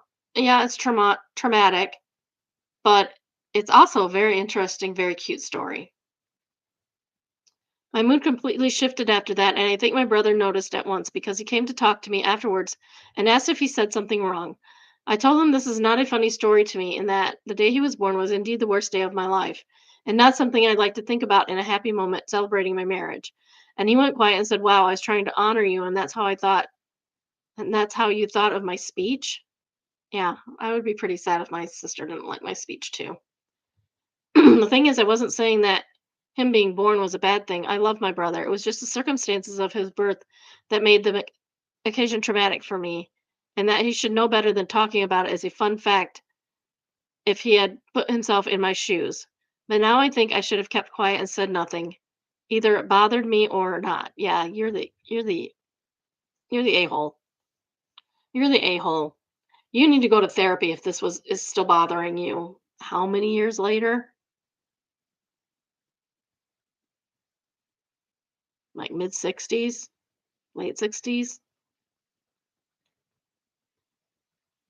This has been bothering her since 1969.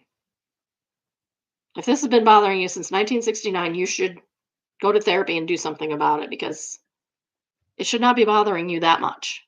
It is a cute story. It's a cute story. I mean, you brought him into the world. He's grateful for that. I want to cry now. He's grateful for that. He's grateful for you to bring him into the world. Yeah, it was traumatic for you. I get that. I get that it's traumatic, but it should not be so traumatic that you're still thinking negatively about it since 1969. That's crazy. Koi Fishy Fishy says, YTA for how you phrase that. I don't know how else someone should to take being told the day you were born was the worst day of my life. Had you said the day you were born was very traumatic for me, I was scared that you and mom wouldn't make it. That would have conveyed a whole different sentiment. Exactly. Different breakfast is right. Even scariest day of my life would have worked much better than what she said. Yep.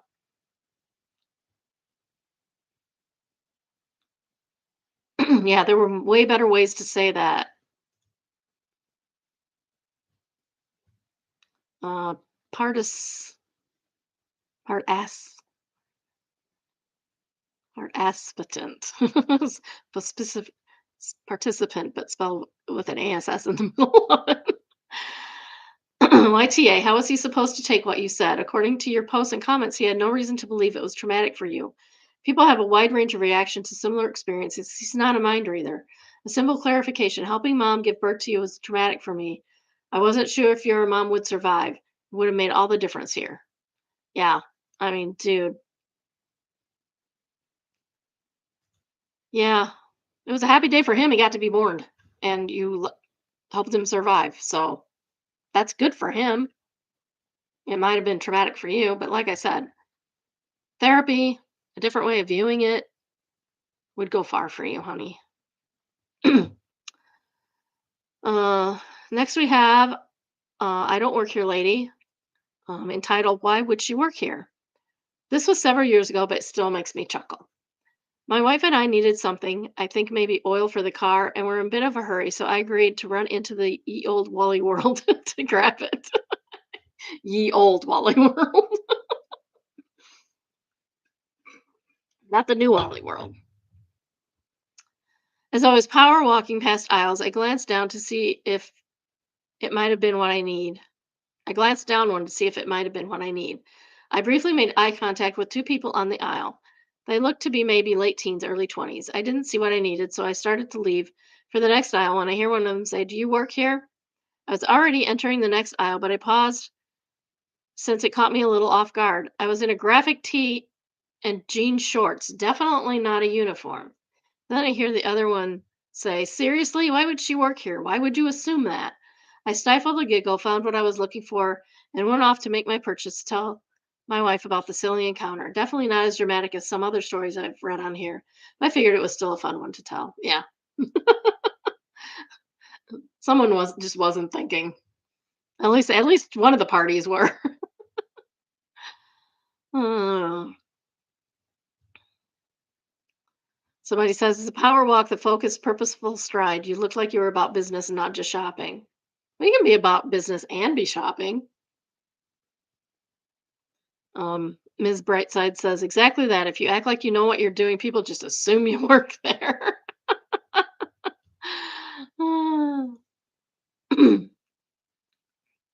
Okay. I remember this one, but I don't know if we read it or not. So it would have been in last month's. Give me a minute because I'm going to do another one. This is from True Off My Chest.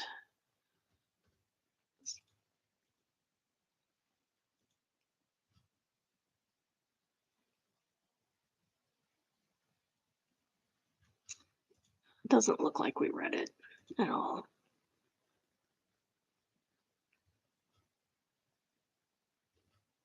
I know I've read it before.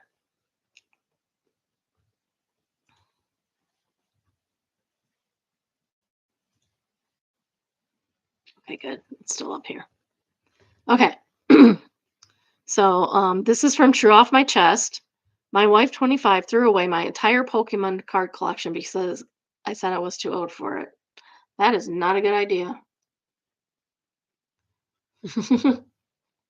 No, Sarah, we weren't home. We went with the babies to trick or treat with them. They were really cute. They were super cute. Uh, W got all excited and wouldn't stop trick or treating.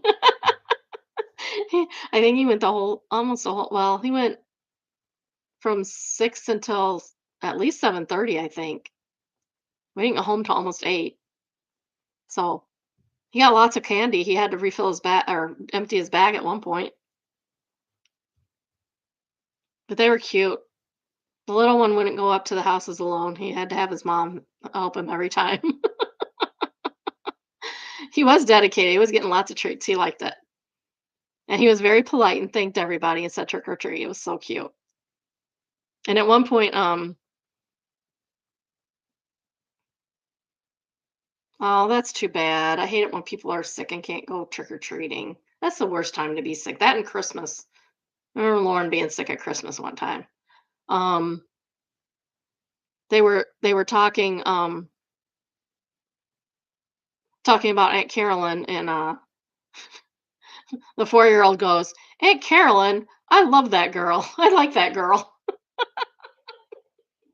So I guess she made a good impression on them too when they were over there last week. But yeah, and then they came over Saturday night too, and they stayed the night. And that's why I'm tired and can't think today.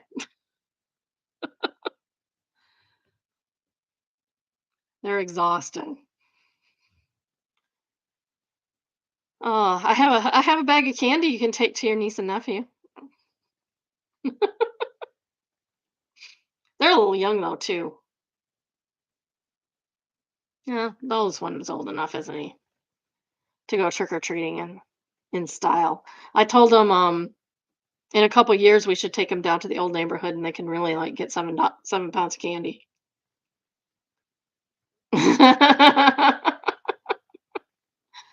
I guess they have plenty of candy then. That's good.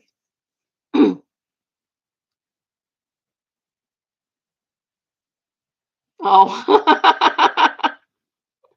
I think you need to rearrange. I rearranged today too. I took my good surge protector and moved it over to this one so I can turn things off completely because the lights bother me. And the other one I never turn off, so the one I use to a bigger desk. Yeah, now that you're working at home. Yeah, we can all use a bigger desk. I could use a bigger desk too. I was thinking about that also. Mine is completely full and I have things falling off of it. And I just ordered a light too from your significant other. He said it's on its way. So I'll have a light here so I won't look as shadowy too, especially since it's winter and it's going to get dark. All right. um, this is from True Off My Chest. My wife, oh yeah, my wife threw away my entire Pokemon card collection because she said I was too old for it. I, 30 male, have been collecting Pokemon cards since I was a kid. Most of them were from the 90s and even worth a bit of money. Not that it matters since I would never sell these. But most of these are sentimental items because they reminded me of childhood. I kept them neatly in binders on a shelf in my office. So this is not just a bunch of cards thrown in a shoebox. This is an actual collection.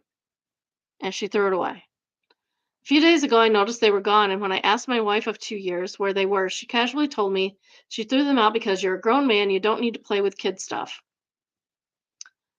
I honestly felt sick. She didn't even ask, just been something that's been a part of my life for decades. Then I got angry. She doubled down and said I should thank her for helping me move on. Seems to me like I need to file for divorce. S- I might need to file. It seems to me I might need to file for divorce. So I just want to shout this out into the void while I decide what to do. No advice needed. Just here to vent. Um, Will Watsup says, not even exaggerating, this is divorce worthy. And she probably paint it as you divorcing her over silly Pokemon cards, but it's you divorcing her because she doesn't respect you or the things you love. You can have a wife who doesn't tear you down for the things you love, but loves you because of it. Exactly. Man, I can't imagine what would happen if I threw away all my husband's Lego. Jeez, that would be war. He would. be in every he would have every right to divorce me. And just because he thinks that they weren't necessarily expensive, it might be his origin story. Yeah, really. He could become the villain or the hero. Who knows? Definitely her origin story of being the villain. Um, just because he doesn't care how much they are, they still could be worth quite a bit of money. And so she's throwing away money. She threw away money. Oh, okay. So then, there we go. So then the update to that. Um, First, I want to start off by saying thanks for all the messages and support on my last post. I don't want to be that guy, so let me deal with a couple of the commonly raised questions. I checked with the local rubbish collection service, but unfortunately, they weren't able to help.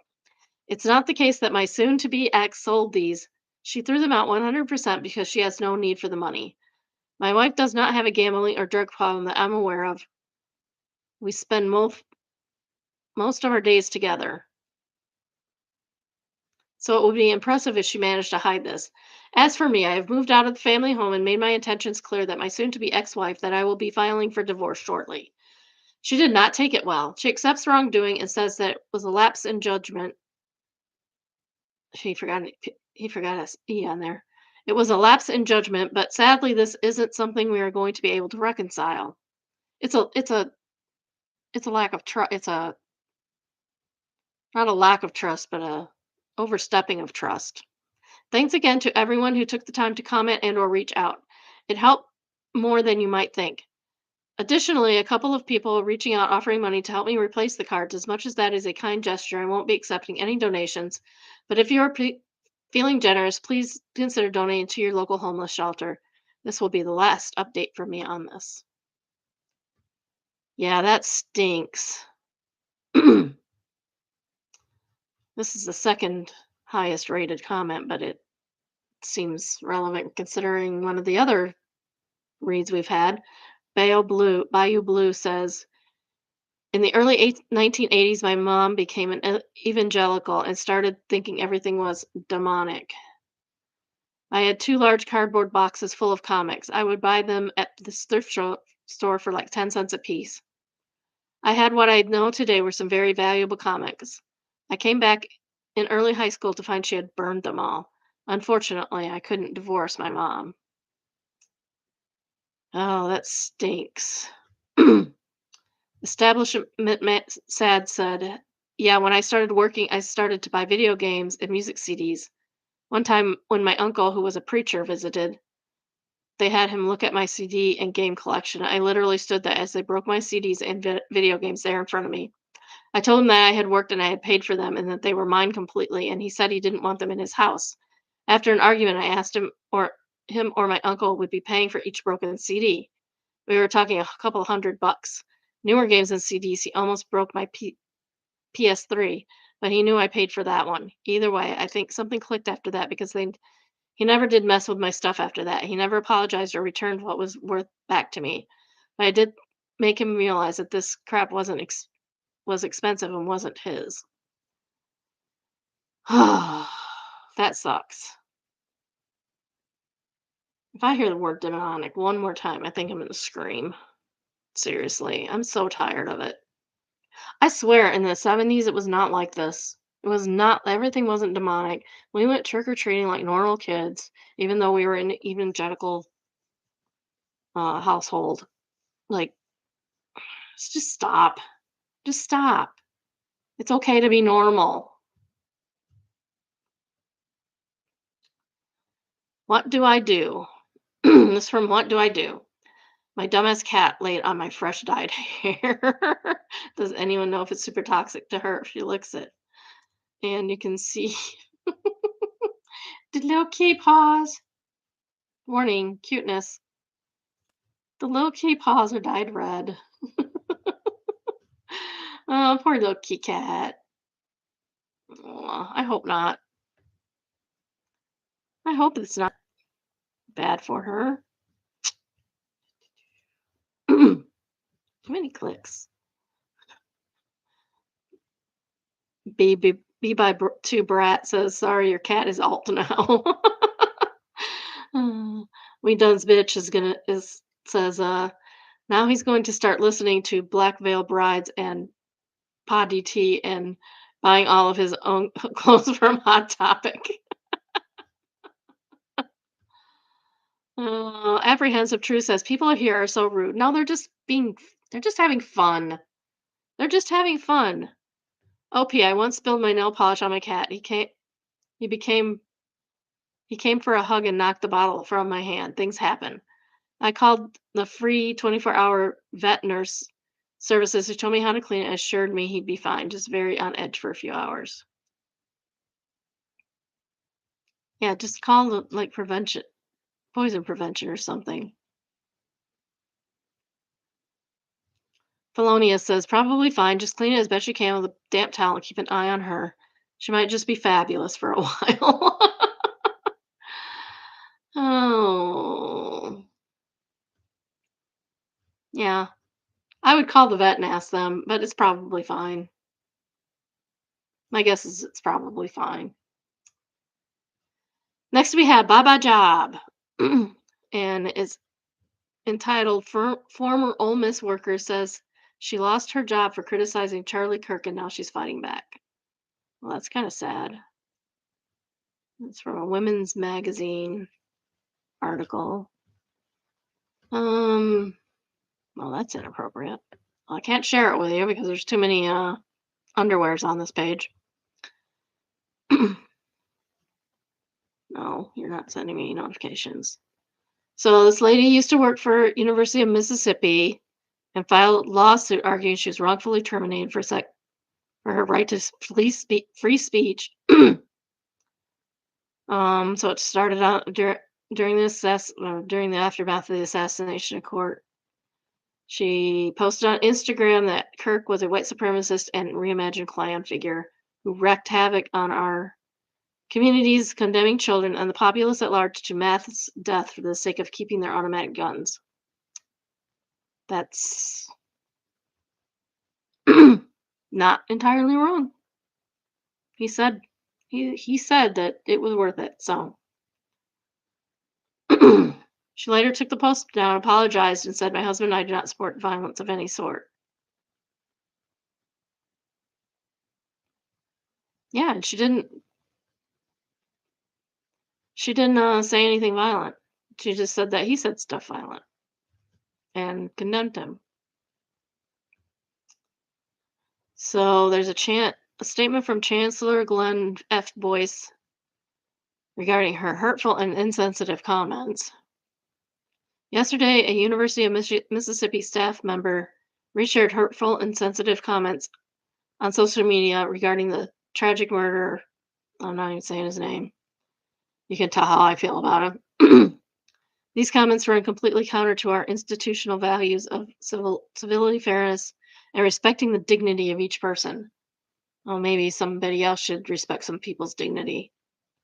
We condemn these actions and the staff members no longer employed. All of us have a responsibility to take seriously our commitment to upholding a civil and respectful campus environment. Um, Disagreeing with somebody is not disrespectful or uncivil. Our thoughts and prayers are with the Kirk family as well. Blech, gross. Nobody can fire me.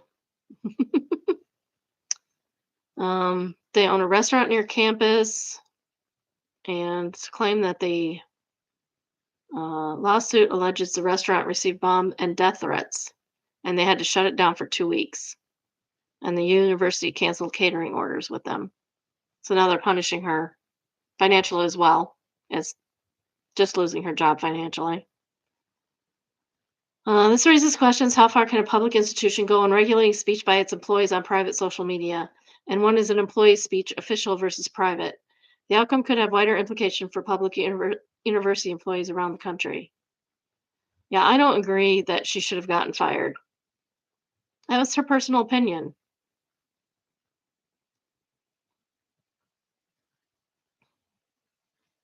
She got threats. By lunchtime, she was told to resign. By 12:50, she was terminated. And then 20 minutes after that, they posted the the news release, news whatever that is.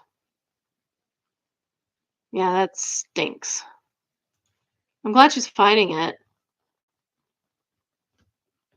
And Boss Squirtle says on her personal Instagram account, she posted someone else's comment that referred to Kirk. Yeah, and I already read that. And he says they ain't wrong, and they're not. Struggles the clown says there's nothing they hate more than the truth, and that is true. Real Wavy Jones says that's incredibly stupid, and my booty itches says I agree. Kirk was really stupid.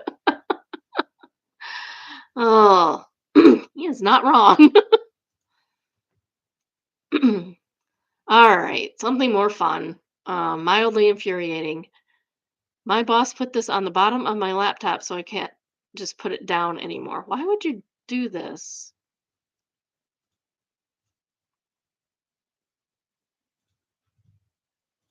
Why would you put this on the bottom of somebody's laptop? That makes no sense at all. How are they supposed to work? That's crazy. That's crazy. People be crazy. Oh, good lord. It's even worse. It's captioned, it's some crystal thing to harmonize the frequencies in the office. Oh, I can't with this anymore. What the heck? People. Far Jaguar says it's working. I can feel the frequencies of my patients collapsing. Ah. A fairy princess says it was me listening to my brother-in-law explain the frequencies can be found on YouTube. Yeah, YouTube.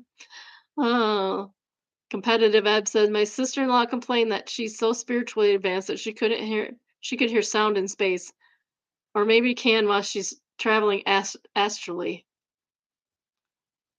Angriest inchworm says I can too when I pop one of my 750 milligram gummies. Oh, first of all, if you're into the crystals, do what you want, but don't subject other people to that nonsense. For Pete's sake. All right, now we have best of Redditor updates. Went for a tire change, found a tracker under my car placed by my roommate. How do I go about this? Have the roommate arrested because that's illegal. How about that one? 25 female, my roommate is 34 male. I moved into a new town last year, only knew one person, stayed with her for a bit until I found a house to rent, but I needed a roommate. She introduced me to a guy she worked with who was also a roommate, who also needed a roommate because he just got a divorce. Now I know why. I can bet. Taking bets on why he got a divorce. If I had more people here, I would have a poll on why he got a divorce. I met him first. Didn't get weird vibes, seemed nice enough. About 6 months ago, he made the suggestion to be friends with benefits, and I made the stupid mistake of agreeing. We both did not want a relationship. Everything was fine until he started getting weird and staying up until I got home, questioning me about where I'd been and who I was around. Oh, that's not a friends with benefits, honey. He's your boyfriend. He's your boyfriend at that point. I then I then ended the hooking up and I told him I didn't think it was like that. He got mad. Everything was fine for a bit until yesterday. I live in a pretty rural area where most businesses are small and family owned. Since not a lot of people are getting out, I decided to go ahead and get some new tires and support a mechanic shop to go to since I doubt they're getting regular business at the moment. I'm there waiting when the guy comes over and tells me he wants to show me something. I'm like, okay. We go over to my car and he bends down and points under at a black box. He asks me if I know what that is and tells me it's a GPS. It took me a second to understand the implications of a GPS being under my car.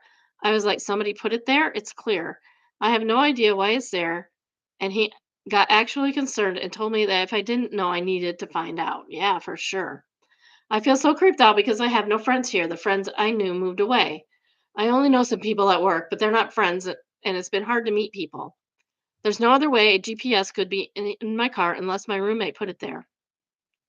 Now I'm freaked out in a way I've never been before, and I can't move out. I'm scared to ask him about it. I have no one to stay with, no family here. What do I do? Do I just ask him about it outright? I left the GPS there because I don't want him to know at the moment. What do I do?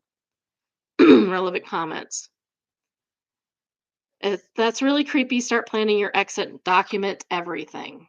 Always when you're in a conflict or suspect that there may be a conflict, document everything. Contemporaneous notes are evidence in court. Scrubbles says, she spells it with an S and three Z's. I would be concerned for where cameras are in your bedroom and bath. Oh, that's a good point. I would be concerned there are cameras in your bedroom and bathroom. Honestly, I would not feel safe to return home. I would immediately call the spy store that can scan for the frequency of hidden cameras. I think you can do that with your phone too. There's a way to turn off the lights and scan with your phone. I don't know how it works. I can't remember offhand, but I do remember reading something like that. But I would not even waste my time with that. My peace of mind would be worth terminated lease and breaching contract, which a police report will help you in civil court should you have to go. Run, do not walk to the nearest exit. Yeah, it's really scary when somebody's spying on you like that. Commentator says, be specific as to how you know, not what you think or believe, but what actually proof you have that your roommate put the GPS in your car. What I read is really that some guy found something on your car. OOP. It's a small magnetic tracking device. Who else would have been? I know no one, and this place is too rural for any kind of crime organization like stealing cars. No one would steal my 7-year-old car anyway. Yeah, they would. Might be an accident, but they would. Oh, I'll have to tell you about that sometime. Maybe the car dealership put it there. I own it. I've had it for 7 years since I started college. I've had it for 7 years. It hasn't been there the whole 7 years. Update March 30th, 2020, the next day. Update, kind of. I'm going to put them here. I'm still reading through the comments. Thank you guys. There's really great advice I'm going to follow. PSA, I bought my car 7 years ago and paid it for it cash. I never owed anything on it. So last night I decided to suddenly pack my things and plan on making the drive at some point today back to my hometown. He works during the day, but I work from home because my office is closed until at least this summer. I realized I could probably fit all my stuff in my car since my lease ends in May anyway. I'm just moving out. It's only got a month to go. The only furniture that's mine and not the landlord's or his is my bed, and it's so old I think I'm just going to leave it here. I went down to the police station early this morning and had them remove it. I don't think there's much they can do besides document it. I mean, that's fair. They asked me some questions and I said I don't know, but I know no one here and I think it would might be my roommate. They said it looked like a cheap one from Amazon or eBay and they'll check it out. Honestly, I may just end up staying home. I miss being in a familiar place where I know basically everyone in town and I miss my friends. Working from home for a few months might give me enough time to switch jobs. So that's all I have for now. Thank you guys. I will try to reply to people as well. OOP replying to a downvoted commenter on dealing with the police. I've already gone to the police, even if I told him, yep, totally my roommate did it. I know it. I didn't. I simply strongly suggested it. That is not grounds for someone's life to be ruined. If you're the suspect, do the suspect. It doesn't really matter if your life get ruined. People are wrongly accused all the time and get their lives ruined. It just happens. It's just part of being alive. They wouldn't even take it as fact until it was proven. Even if they did find definite proof, I have to go through with pressing charges. If I did press charges, then it would be a simple misdemeanor. At that point, if he got a misdemeanor, it would be rightfully justified since it was all proven. And if that's and that's if I would even bother with charges in the first place. All of this minor all of this minor thing all of this minor thing. All of this is minor things compared to if he was an insane loose cannon that could kill hurt me if I just didn't mention his name. It's ignorant not to not piece together the clues to be safe rather than sorry instead of just saying, nope, I have no clue. Because I do have a clue and I know it's him. I plan on asking him later today after my 8-hour drive home, so I'm interested in hearing what he has to say. OOP added an update to the original post on March 30th, 2020, one day after the previous update. Update. Since I think I'll be lost in the comments, if anyone is curious, I already mentioned that I went to the police home. All settled in now. Ended up asking him about it via phone. He admitted he got freaked out when I said I gave it to the police, and he said he was concerned for my safety when I would go places by myself after work. Yeah, okay. We got into a scuffle about it. He finally snapped and said he knew I was seeing someone when I was hooking up with him. I wasn't. So, yeah, my first experience was crazy and hopefully my last. Yeah, he was in a relationship that you were not in. And if you were hooking up with somebody, you were friends with benefits. You weren't in a relationship. You weren't committed to each other. As Nazium says, quoted, he admitted to it and got freaked out when I gave it to the police, said he was concerned for my safety. Yeah, dude, we're all concerned for her safety too. No kidding. Round Sugar Bear said, did y'all clock the date of the post? The world was on the brink of shutting down. So glad she got out when she did. Yeah, yeah, that could have been really bad if she gets stuck there in March of 2020. Yeah, jeez. Oh, I'm glad she got out of that. Holy cow, that's terrifying. Okay, and my last one is from Made Me Smile, and it's you don't even need. I'll turn on. This is hilarious. I love it so much. Oh, it's not gonna go.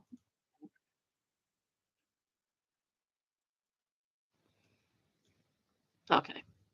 Let me share it because this is hysterical. It'll make you smile. This guy's from Brazil, and it's Halloween. The Junkman Princess Witch. I love it so much. It's so cool. So cool. I love it so much. That's awesome. It is. It's so funny. Look, he's doing cartwheels. That's great. I love it so much. I was really happy that that one made it in because I had seen it the other day. Um, and I wanted it to make it in. And it just barely made it in this month. So that's awesome. He's cool. I love him. I love him. All right, that's all I have for today. I hope everyone has a good day. I will see you at noon tomorrow. Um, maybe I'll take a nap. I don't know. Obviously, I'm not myself, although I might be. I might just be myself and just can't read. Um, and tomorrow, maybe I'll have a light. Maybe I won't. I don't know. It depends on when it gets here.